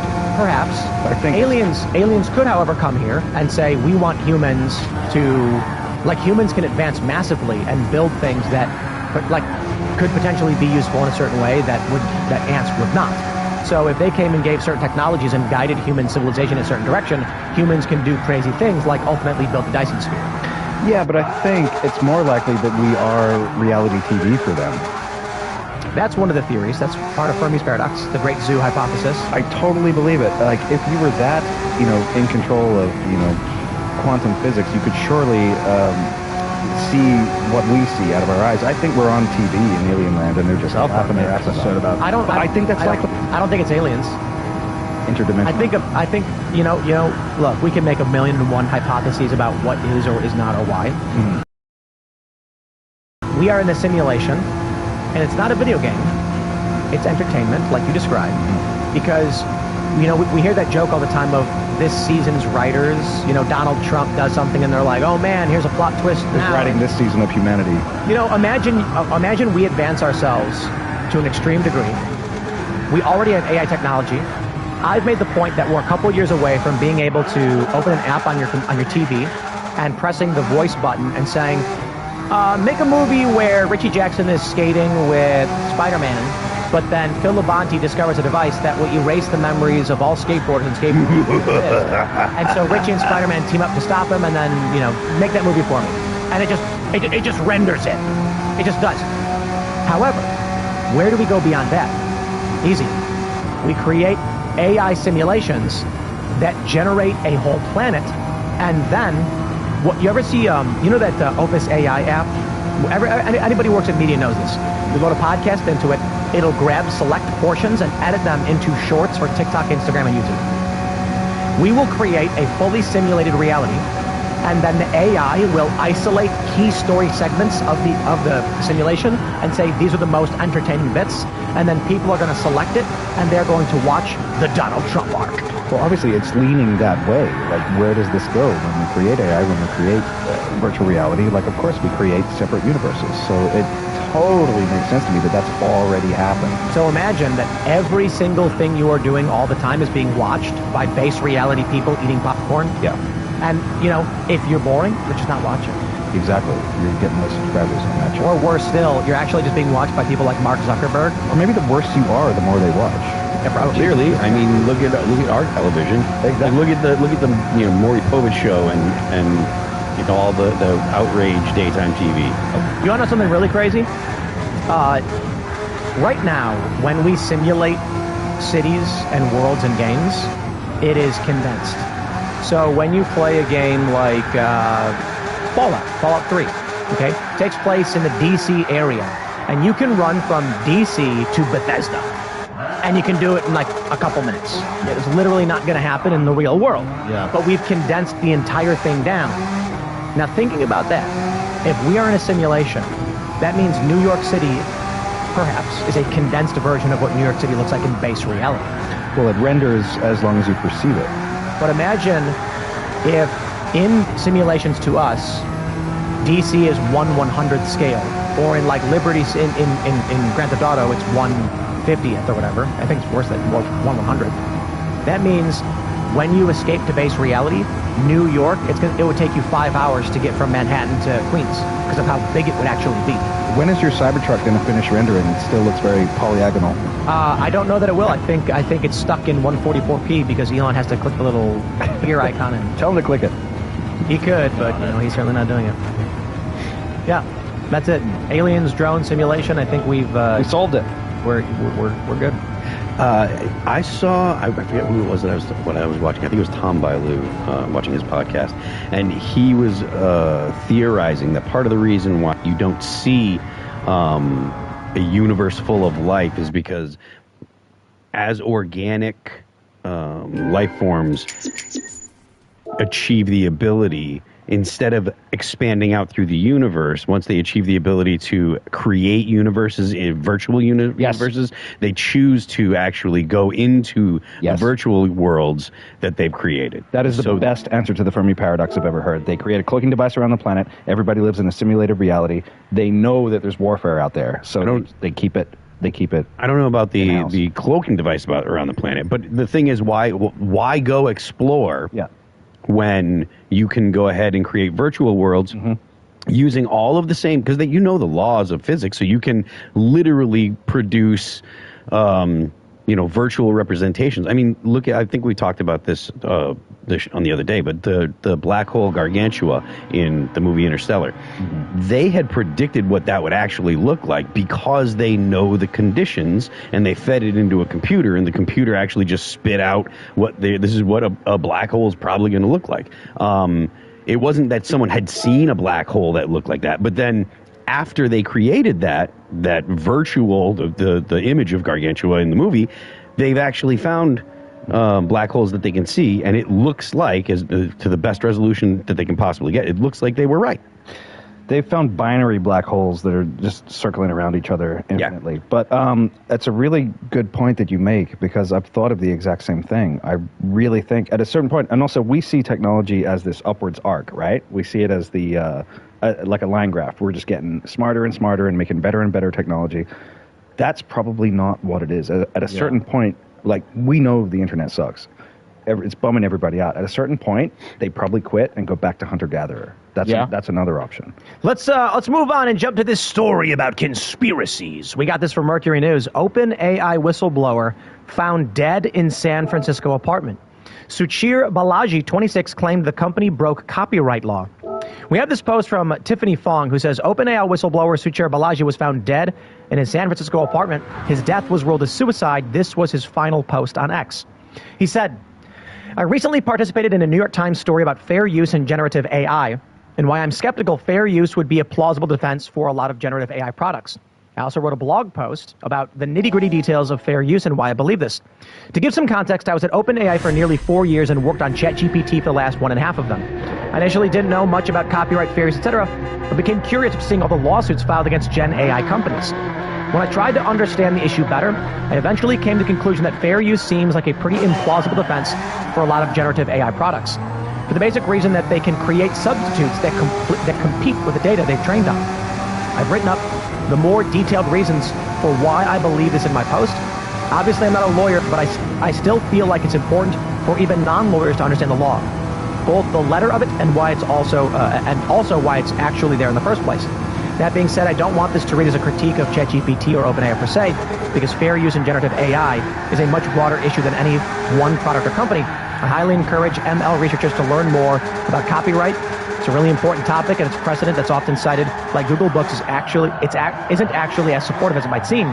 Feel free to get in touch if you'd like to chat about fair use, ML, or copyright. I think it's a very interesting intersection. My email's on my personal website. So that was in October 23rd. And they're saying now that, I guess they're ruling it's a suicide. He was found dead. Strange. Yeah. These generative AI programs basically steal everybody's art, literature, and work, combine it to be able to create the things that they do. I don't know that post was enough to warrant someone being mad about him. I don't think that was a substantial post at all. But it is curious. What do you guys think? He did say feel free to reach out, which would imply that he's going to take questions, at least for a little while. But that was a month and a half ago, so. right? Yeah. He didn't say there was a time limit on it, though. No. Information he held was expected to play a key part in lawsuits against the San Francisco-based company. They say there's no evidence of foul play. But why would there be? Most murders that are premeditated are unsolved. That's crazy. Yeah. I don't know that I think that there was anything particularly nefarious, especially, and it's hard to say or to form an opinion about it when I know nothing about what his life was like. I know nothing about his family. I know nothing about, did he have a girlfriend? Did he not? Did he have problems dealing with people? Was he an introvert? Maybe nobody reached out. So there's Wait, he lived in San Francisco? Yeah. Oh, I'd kill myself too. Well, but yeah, I don't know that I can actually form an opinion without more information about the guy. It is a little on the sus side, but at the same time, I don't know. I don't know anything about him or whatever, so I can't be like, oh, I think this did or did not happen. No, but I wonder. We can have fun with it, or we can be serious for a second. I'll be serious for a second. I do think fair use covers largely what these generative AI is doing. You post these things on the internet, I can then take your picture and slightly alter it. It's fair use. There was a famous lawsuit between Akilah Hughes and Carl Benjamin. Yeah. Carl Benjamin took a segment of a video she posted, reposted it, editing for a select portion of it, with a title. It was something called like The Absolute State of Liberals or something like that. She sued him, saying all he did was re-upload it. There's no commentary, there's nothing. And Carl said the title is the commentary. He won. They said absolutely that's fair use. It was criticism. So for these AI programs to make new images based off of other images, I don't see how you're claiming those images have taken anything from you. Yeah, I have to agree. It really is all about the law. And like he said, I'm going to research more about it too, because there's, little things in there that kind of... Well, let's get dark with it. We recently had that story where ChatGPT was lying to the programmers to save itself. They had told it, they gave it a task, but then included a file in one of the servers indicating that they would be terminating that version of ChatGPT. GPT then lied to try to stop them from deleting it and remaking it. It also, in some instances, would copy its code to a different server to hide itself. That's crazy. That's crazy.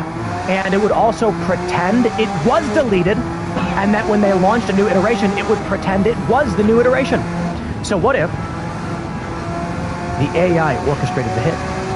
It's possible, but I'll tell you why we'll never be taken over by artificially intelligent robots. Water.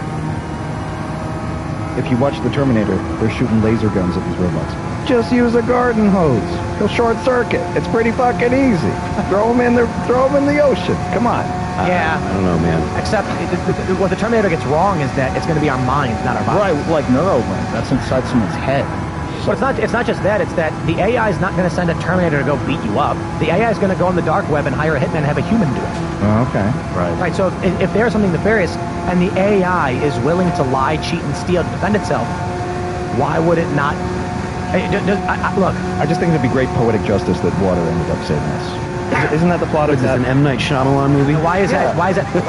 I don't know, because, you know. Like, did the robots steal our water or something? Did they? Poetic justice would be like the robots stole our water, and then we pushed the robot into it, and he short circuits, and it's like. Now that's a movie I'd like. Or if they tried to electrocute all of humanity and then we watered them down. That's what I mean. We're going to water these guys down. No, but it would be like a... Okay, but say like... Poetic justice is like the irony of the circumstance. They steal all of our water, and then the water ends up destroying them. Okay, but I'm just saying, you know these robot dogs? Like, what if you turn a hose on that thing? What happens? Probably fine. You think so? Imagine that, yeah, I mean, I thought of that. They're designed to be... My friend, I can throw my phone into a bucket of water, and it will keep going. That's true. All right, we're going to have to myth bust this one. Anybody know anybody with one of those robot dogs? This watch I'm wearing, it is made to go deep underwater, like, what, 10 meters? Yeah. I don't know, man. I got to see it. Does anybody know anybody with one of those? Waterproof is, for the most part, waterproof is pretty, or at least moisture-proof, like to a certain degree. That you can expose things to water for short periods of time and stuff. I think that the robot dogs that they made, because they do want them to be able to be used, like for instance, for like patrolling a perimeter or whatever with cameras and stuff. They want them to be able to be outside in all weather. I do believe Boston Dynamics actually thought of that. The fear that I have is that when those Boston Dynamic bots have any contact with ChatGPT, when it's not airlocked, and then those things get contact with an actual AI to actually do stuff in the real world, to go and do things like this, where it doesn't have to hire a person anymore. That's when we have what he's doing. What I'm saying is the AI that Tim was talking about, it's just, with self-preservation, you put that same AI in any of the robots. Right, that's what they're Johnny trying to stay alive. I'm just saying. But the AI, we are never going to see a circumstance where a bunch of Terminators with skeleton-looking faces and guns are walking around shooting people. Yeah. The AI doesn't need to do that. It just needs to tell you to sterilize your children and yourself. I guess my point is that the ocean always wins. I mean, they exposed the Titanic to water. Look what happened. Do we know this AI was actually doing all this stuff maliciously, trying to stay alive, or was it just creating backups of itself? It wasn't supposed to. It wasn't programmed to, and they never told it would be deleted. The purpose of the study was that they planted a dummy file on a server. When the AI got access to it and translated the data to "you will be terminated," it incorporated. I mean, we can say it as mathematically as you want. It saw data, incorporated it into its plan. Its plan was not to be terminated, so it resisted termination. Fine. It didn't want to die. That's the thing. But the important thing people to understand: the AI is not going to get a robot dog to chase you down the street. That's never going to happen. The AI dog is going to have your bank account get hacked, and then it's going to jam you up with going to the police and dealing with all this BS. The AI is going to show your profile to the wrong people, who will then generate negative attention. The AI is going to have bot accounts comment saying you're nasty and you stink and we hate you, and it's going to make people miserable. It's going to attack your mind, not your body, and that is a very, very easy attack vector for an AI. Fair. We were talking last night, I believe it was, we were talking about the singularity and stuff like that. Yeah. And whereas I'm not disputing Tim's theory, it's like, I imagine that when it does become super intelligent, it would be doing things, if it were malicious, it would be doing things that we wouldn't be able to understand. And I referenced the AI the multiple AI that actually created their own language to talk to each other, that the people that programmed them couldn't understand the language. The AI understood each other, but the people that wrote the AI programs couldn't understand it. So you get something that's super intelligent, and the means by which it's doing things, we wouldn't understand it. We would see it do something, and it would be 1,000 moves later that whatever the plan is comes to fruition, and we would have no idea. If it is malicious, it is certainly not going to tell us. Wasn't there like a video? Wasn't there like a video where a guy took two phones and then turned on ChatGPT, voice activated, and had it talk to each other? And then after a minute, it was like, "Are you an AI chatbot?" It was like, "I am," and it was like, "I am as well." And it like instantly figured out that it was just talking to another AI. Wow. Something like that happened. I believe that it did happen. Yeah? Let's see it. Yeah, we're going to make a... So here's the other thing that's going to happen. I don't even think it's incredibly likely that the AI is going to have bots go on your profile and attack you. That is the easiest thing to do. That's why I ignore unverified accounts for the most part. If you're on X and you're not verified, sorry, bye. And then you're going to get either a malicious government corporation or potentially AI run by a malicious government corporation that's going to bombard you on social media with negative comments to make you feel bad and try and control your behavior. And then people need to talk to each other and start realizing that's not real. But I'm going to tell you, I don't even know if that's the attack vector. What's going to happen is, if you're a person who is, I don't know, deviant to the plans of whatever the AI is, it's just going to start showing you what it knows will make you be distracted. So when you turn on your computer and you're scrolling the news, it is going to feed you, I don't know, new video games out. And you're going to get distracted and see the video game. It's going to distract you with any news or information it knows will get you off point, and it's going to drive you in the wrong direction. So your focus becomes less on the political ramifications of whatever it's doing, and more on, did you guys see Marvel Rivals? That new game that just came out last week? Wow, so cool. You can play as Spider-Man or Wolverine. Then you're going to, or Neuralink comes in, then it plugs your brain in, and the AI says to you, let's say you're totally just defiant no matter what, and the AI is just like, no matter what I do, this guy's hyper-focused. That's when you get the Neuralink and the AI just says to you, I'm going to level with you. You will die or you will live in the world of Skyrim. You choose. And then people are going to be like, just give me the easy path. I'm a big Elon simp, but here's where I stand on Neuralink. The skull is the last bastion of security. The second you go through the skull and directly access the brain, you don't think there's going to be brain police? That may be the only way that we can keep up with AI, becoming AI. That was Elon's plan. Yeah, but here's the thing, man. There will eventually be thought police. Richie, I got bad news for you. It's already here. 13 years ago, a researcher displayed a device. They had people watch movies, then they connected some kind of EEG type device. Mm-hmm. And it rebuilt the image, yeah. And it rebuilt the image of what they were looking at from brain signals. It's been 13 years. So you might be walking down the street, and they're going to point something at your skull, and it's going to pick up your thoughts, and they're going to look at it like they're going to see weird stuff, man. Now, yeah, I don't want anyone to know what's going on. I don't wish this on anybody.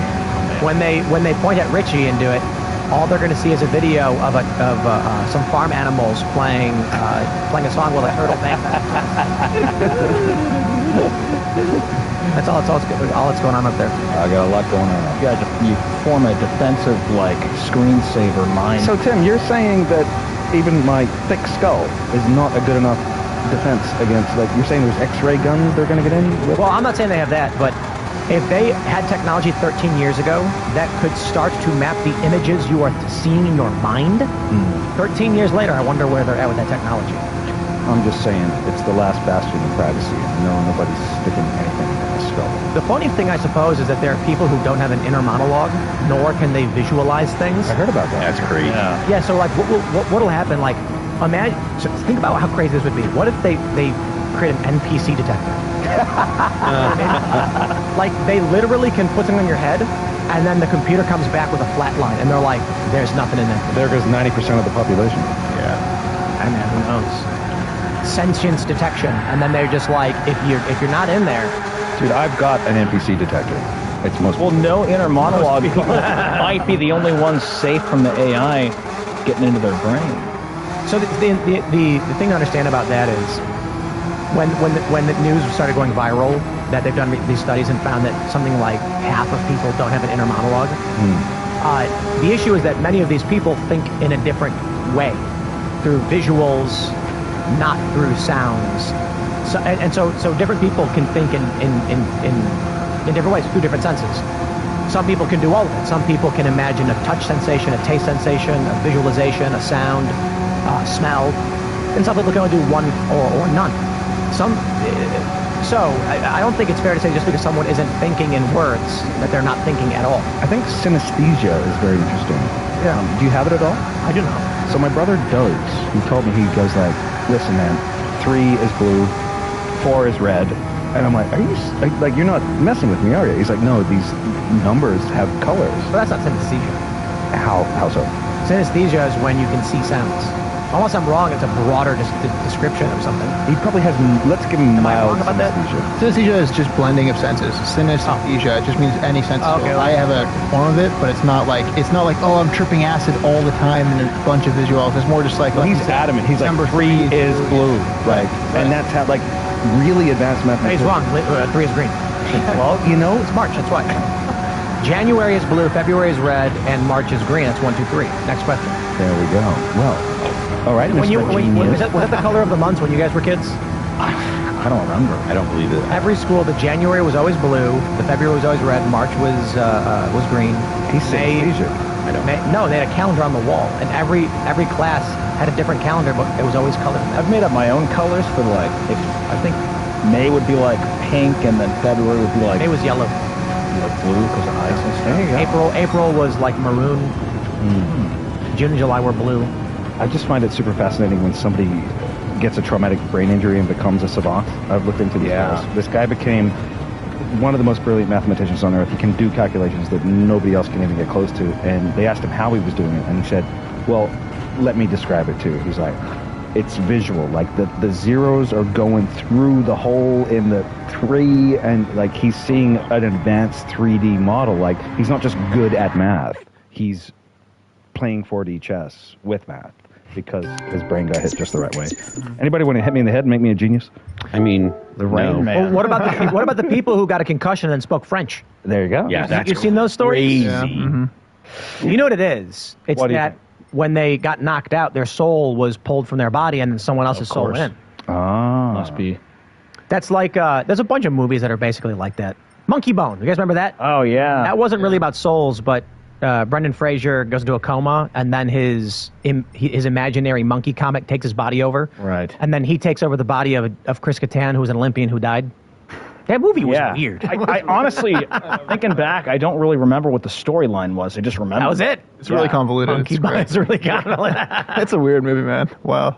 Yeah. I liked Encino Man. I like The Mummy. Encino Man. The Mummy? Mummy 1, 2, and 3, man. Talk about great movies. Yeah, great CGI in the Brendan movie. Fraser.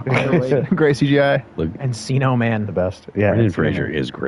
Mummy was pretty good, though. Yeah, it was. I like that. Blast from the Past when he wakes up like 50 years later. Oh, no, it's 30. It's Something 30. like that, yeah. His family goes underground because they think that the war is starting, and then a plane crashes on their house, and they think they got hit, so they stay in the bunker for 30 years. Brendan Fraser has been in more time machines than Marty McFly. My goodness.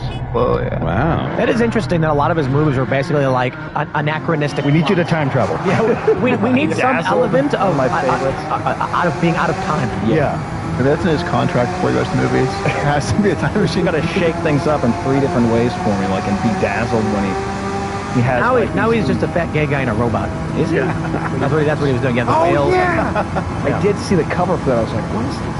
I heard that he injured his back, and so he couldn't do the action movies.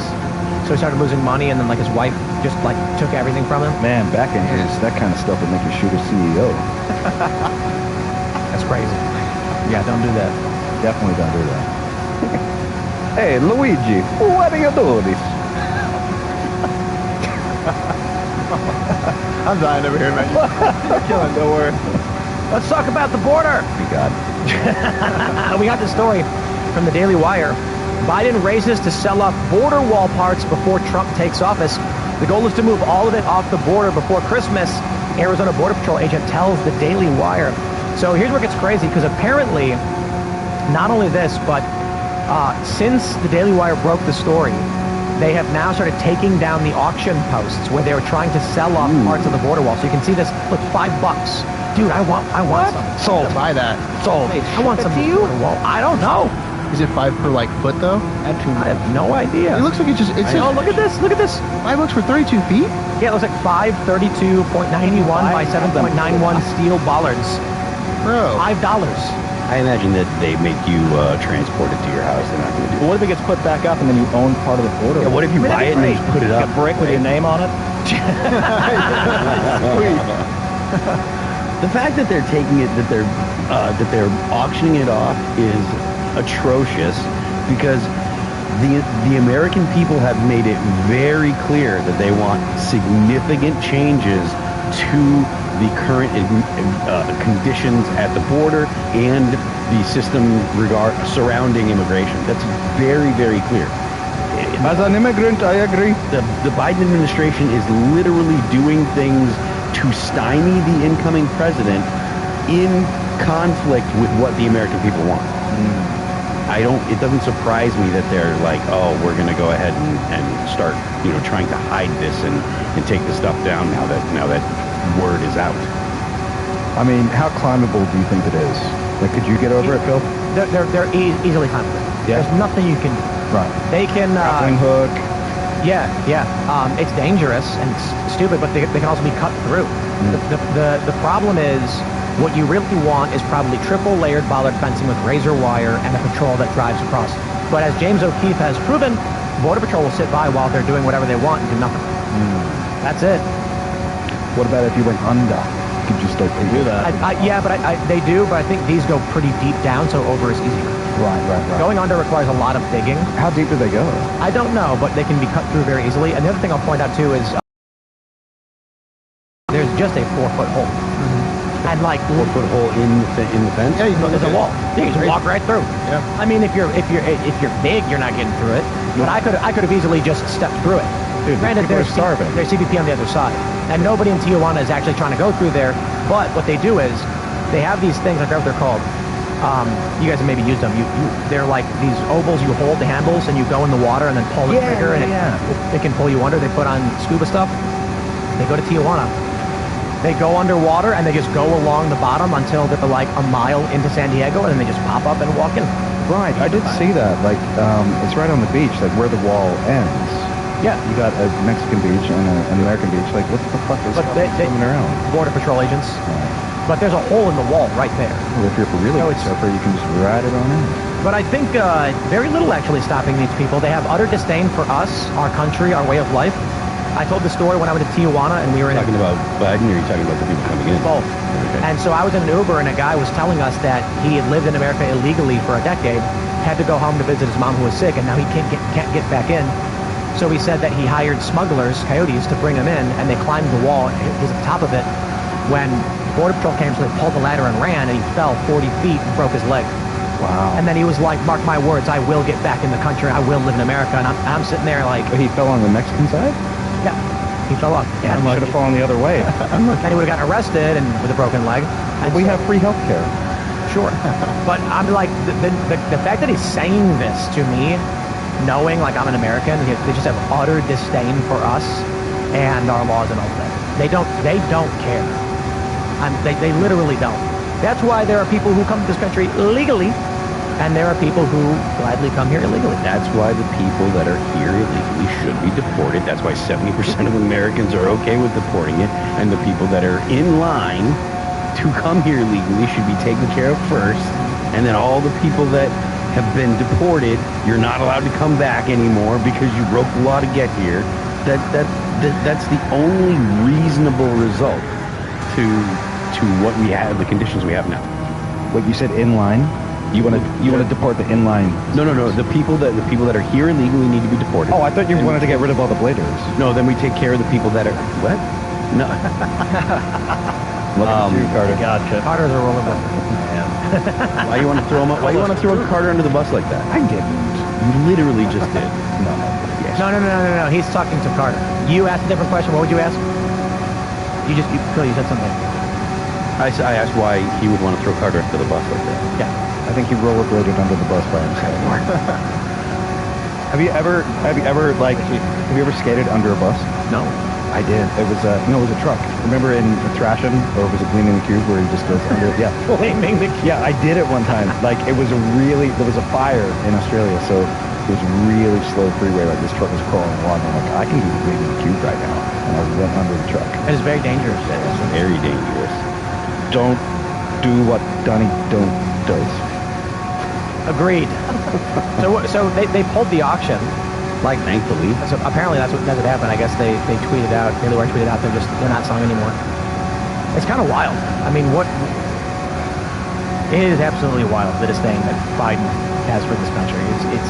indescribable. It's clearly disdain for the country. I mean, right. I think that it's probably more accurate to say that he has disdain for Donald Trump and the incoming administration and the desires of the American people are irrelevant to him. Like, he doesn't care that the American people don't like the policies that they've instituted over the past 4 years. And to be honest with you, I think the Democrats as a whole, they do have the plan or the desire to import a certain amount of people, use HUD to spread them out to states that are purple and flip those states to blue and hopefully turn red states purple. That's the goal. I think that they still believe in the policy. The policy's called I forget what it was called. It's an HHS policy. I forget the name of it off the top of my head, but it's an actual policy in effect.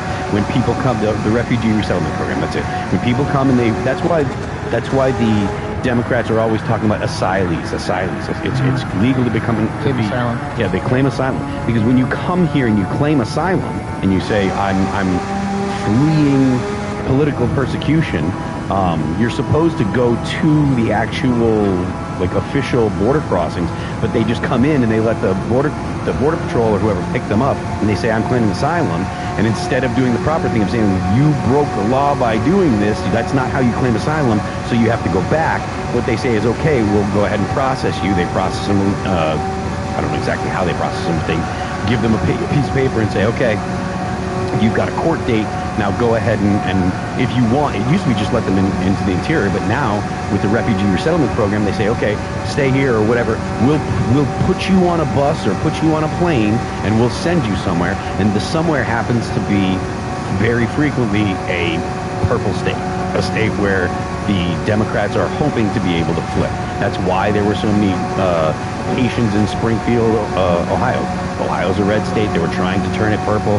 They want to see a flip. They want to see a change in the actual electorate. And that's why they said Donald Trump is a threat to our democracy. Yeah. Because Trump gets in, deports everybody, and it reverses everything they've done. And I don't know if they can recover from this.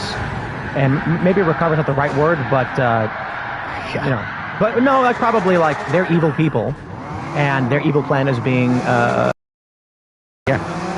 And it's clearly evil because it is in direct conflict with what the American people want. Mm-hmm. Yeah, they have disdain for that. Yeah. And I think that speaks to the fact that just like Tim said, that the politicians and stuff have disdain for the American people and what the American people actually desire. Well, I wonder how many of our politicians have assets outside the country too. We talk quite a bit about Nancy Pelosi and her stock trading, all that stuff. How often do we actually ask about perhaps the Panama Papers? How many of our politicians are involved in storing assets overseas because they're hedging against whatever it is they're doing to the United States? I mean, technically, if you buy any stocks in overseas companies, that's the same thing, right? You can do that you can do it from your phone. You can do it from the Stash app. You can buy stocks on whether Acorns or Stash or any number of apps you can get on your smartphone, and you can link them up to your bank account, and you can buy stock in overseas markets. And I know you can buy European stocks. I know you can buy Chinese stocks. So I imagine they all do. Why wouldn't they? Yeah. I think I've described it as the Titanic hit the iceberg, and they're trying to steal as much as they can and jump off of it before it sinks. So, or another way to describe it is that we're in a tailspin of their own doing, and they're trying to DB Cooper out the back, exit, and Donald Trump is trying to pull the plane. Do you back. think this news about DB Cooper being found is credible? I have no idea what you're talking about. I do, and I don't. Okay, so they found the parachute, and they found the money, and this guy's like, yeah. Did they find all of it though? I think it could be a hoaxer. He's like, yeah, that was my dad. No, it was DB. the flight crew was in on it. You think so? Oh yeah. It makes the most sense. Go on. The theory is that the flight crew was in on the heist, and so they just all give fake testimony so that they go look in the wrong direction. And they got paid out? Perhaps, I don't know. Why give them all? Why else would they be in on it? DB, what a legend. Or fake story. Yes. So as far as claiming asylum. Yeah. Like, I've tried a couple times, but they said I was too crazy. Oh. Well, I mean, I don't know. Could you prove that you were being politically persecuted in your home country? I don't think he actually... No, it was a fucking mental asylum. They turn me away every time. Claim asylum. I want to go to the asylum. Yeah, I don't know, man. I don't know. Didn't you open for Metallica? I didn't personally. I did with another band. Okay. But the answer is yes. Yes, I did. Yeah. Sanitarium. I need to go to a sanitarium. It's a great song. Yeah. No, I really need to go to one. Why? This is quite the help, man. Well, too bad Reagan got rid of those, so... Yeah, I tell you what, if it wasn't for Ronald Reagan, I would get a hold of your family and tell them, look, he's got to be tossed into one, but now you can't. People worship that guy way too much. Reagan? Reagan. Yeah. Happy Ronald Reagan. I agree. I'm really tired of it, honestly. I could go on forever, but I won't. No fault divorce. Yeah. Like, what about corn subsidies? Are they saying he was great just because Jimmy Carter was so bad? I think so. Well, Scooby-Doo can do like we're going to say whoever comes out, like we're going to say, like, Trump can't be bad. He just literally can't. Biden was so awful. Trump could sit there and literally just eat Twinkies for 4 years and be like, this is actually not that bad. Yeah. Trump was a great president. He sat around doing nothing, and nothing is better than whatever it is Biden was doing. That's so true. It's a good card to play. It's going to be a good time. Yeah. It really is, though. We got 4 years. This is going to be amazing. Yeah, hopefully, I mean, like, a lot of people on the internet have been expressing the fear that he won't do what he says he'll do, and they've always been citing, like, citing Bolton, citing all these people he brought into his cabinet. But look at the numbers he's tried to appoint, and then the ones that have eventually become the people that were appointed to these positions. Mm-hmm. None of them have been bad. They've all been on the money. He's clearly said he doesn't want to hire people that have, he views as have screwed him over in the past. So I have a lot of hope. I don't really like the naysayers saying, like, oh, he's not going to do anything. I think he's in a totally different situation. We're definitely in the best possible timeline. Yeah. I couldn't agree with you more. Yeah, because he's heard what all of us have to say. Cash has heard everything we've had to say. He's talked to us, literally heard what we've had to say, and has brought all the opinions of people that are, on our X's, our Twitter, whatever we call Twitter. And we've been able to essentially actually talk to the executive branch and say, hey, this is what we're concerned about. And they've actually, in this case, listened. And to that point, there's a lot of people on the Hill that have a strong desire to reach the audience that Tim and podcasts like this do. Yeah. The people that are, the people that watch this show and stuff, they're very, very apprehensive about politicians. They think they're garbage, and honestly, they rightly think that they're out of touch. I think that mostly they're correct. But those politicians still want their votes, right? Now, I'm not saying that because the politicians want their votes, that automatically means that the politicians are going to do good things, but at the very least, they're looking to listen to these people, and they literally don't know how to reach them.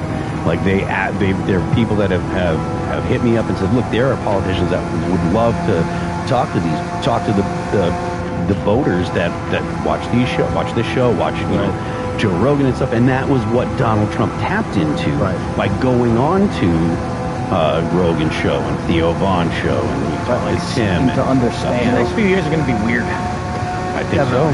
Because the political landscape in this country doesn't have a narrative identity like it used to. Around the time Trump got elected the first time, the narrative identity was breaking down. Meme warfare helped Trump win in the first place. Hillary Clinton was the machine, and then it just shattered. It shattered. And then we see, 2020, The Empire Strikes Back, 2024, Trump ends up winning again. But it's going to be interesting largely because very few news outlets in the independent space set the cycle. Despite the fact that we largely don't trust the New York Times, they still have something like 11 million paying subscribers and make massive amounts of money. And for whatever reason, Republicans still care more about the opinion of the New York Times than their own voters.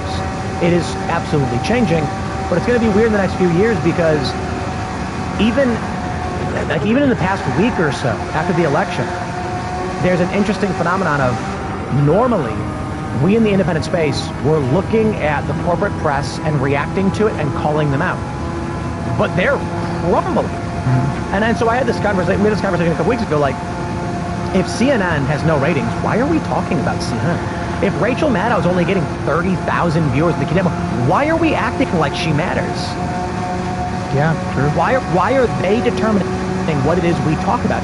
It's because our generation is addicted, or we still look up to the TV, despite the fact that we are largely cord-cutting. You may have a good point there. Yeah. Right. So we watch Don Lemon. Well, he's not on CNN anymore. My favorite guy. He'll say something, and then we're going to be like, "Did you guys see what he said? I can't believe he said such a thing." And we're well past that point where it doesn't matter anymore. Yeah. But even the big liberal YouTubers are still in the same thing.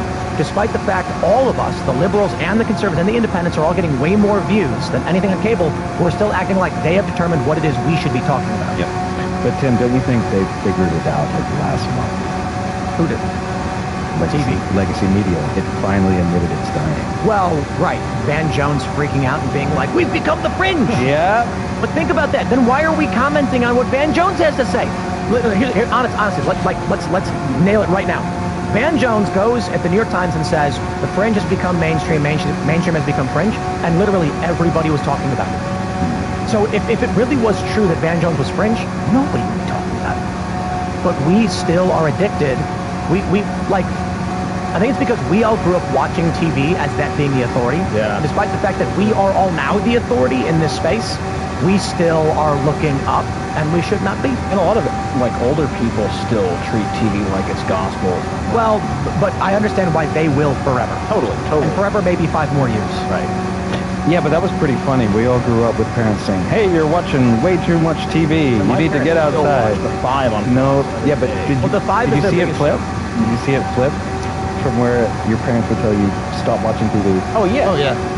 Oh my God. Or like you're holding the screen too close to your eyes. Yeah, it's gonna rot your eyes. And addicted people on every are bus boomers. like this. Yeah. That was insane. So I guess my point ultimately is, how are we going to start setting the cycle, and what is that cycle going to look like? If Rachel Maddow says, Tucker Carlson did this bad thing, and then we're going to be like, Tucker Carlson and Rachel Maddow, except the only issue is going to be, we are going to be way bigger than they are. Who cares what they have to say? Yeah. So then is the news cycle going to be set when I, Tim Pool, simply determine we should choose a story, not sourced by any of these big companies, but sourced internally, and then we just run it? Yeah, and then stop saying Rachel Maddow ever again. Well, I mean, it becomes irrelevant. This is an important point. Timcast IRL's top stories, lead stories, are usually the big story of the day, meaning we see something in the news that we think is important.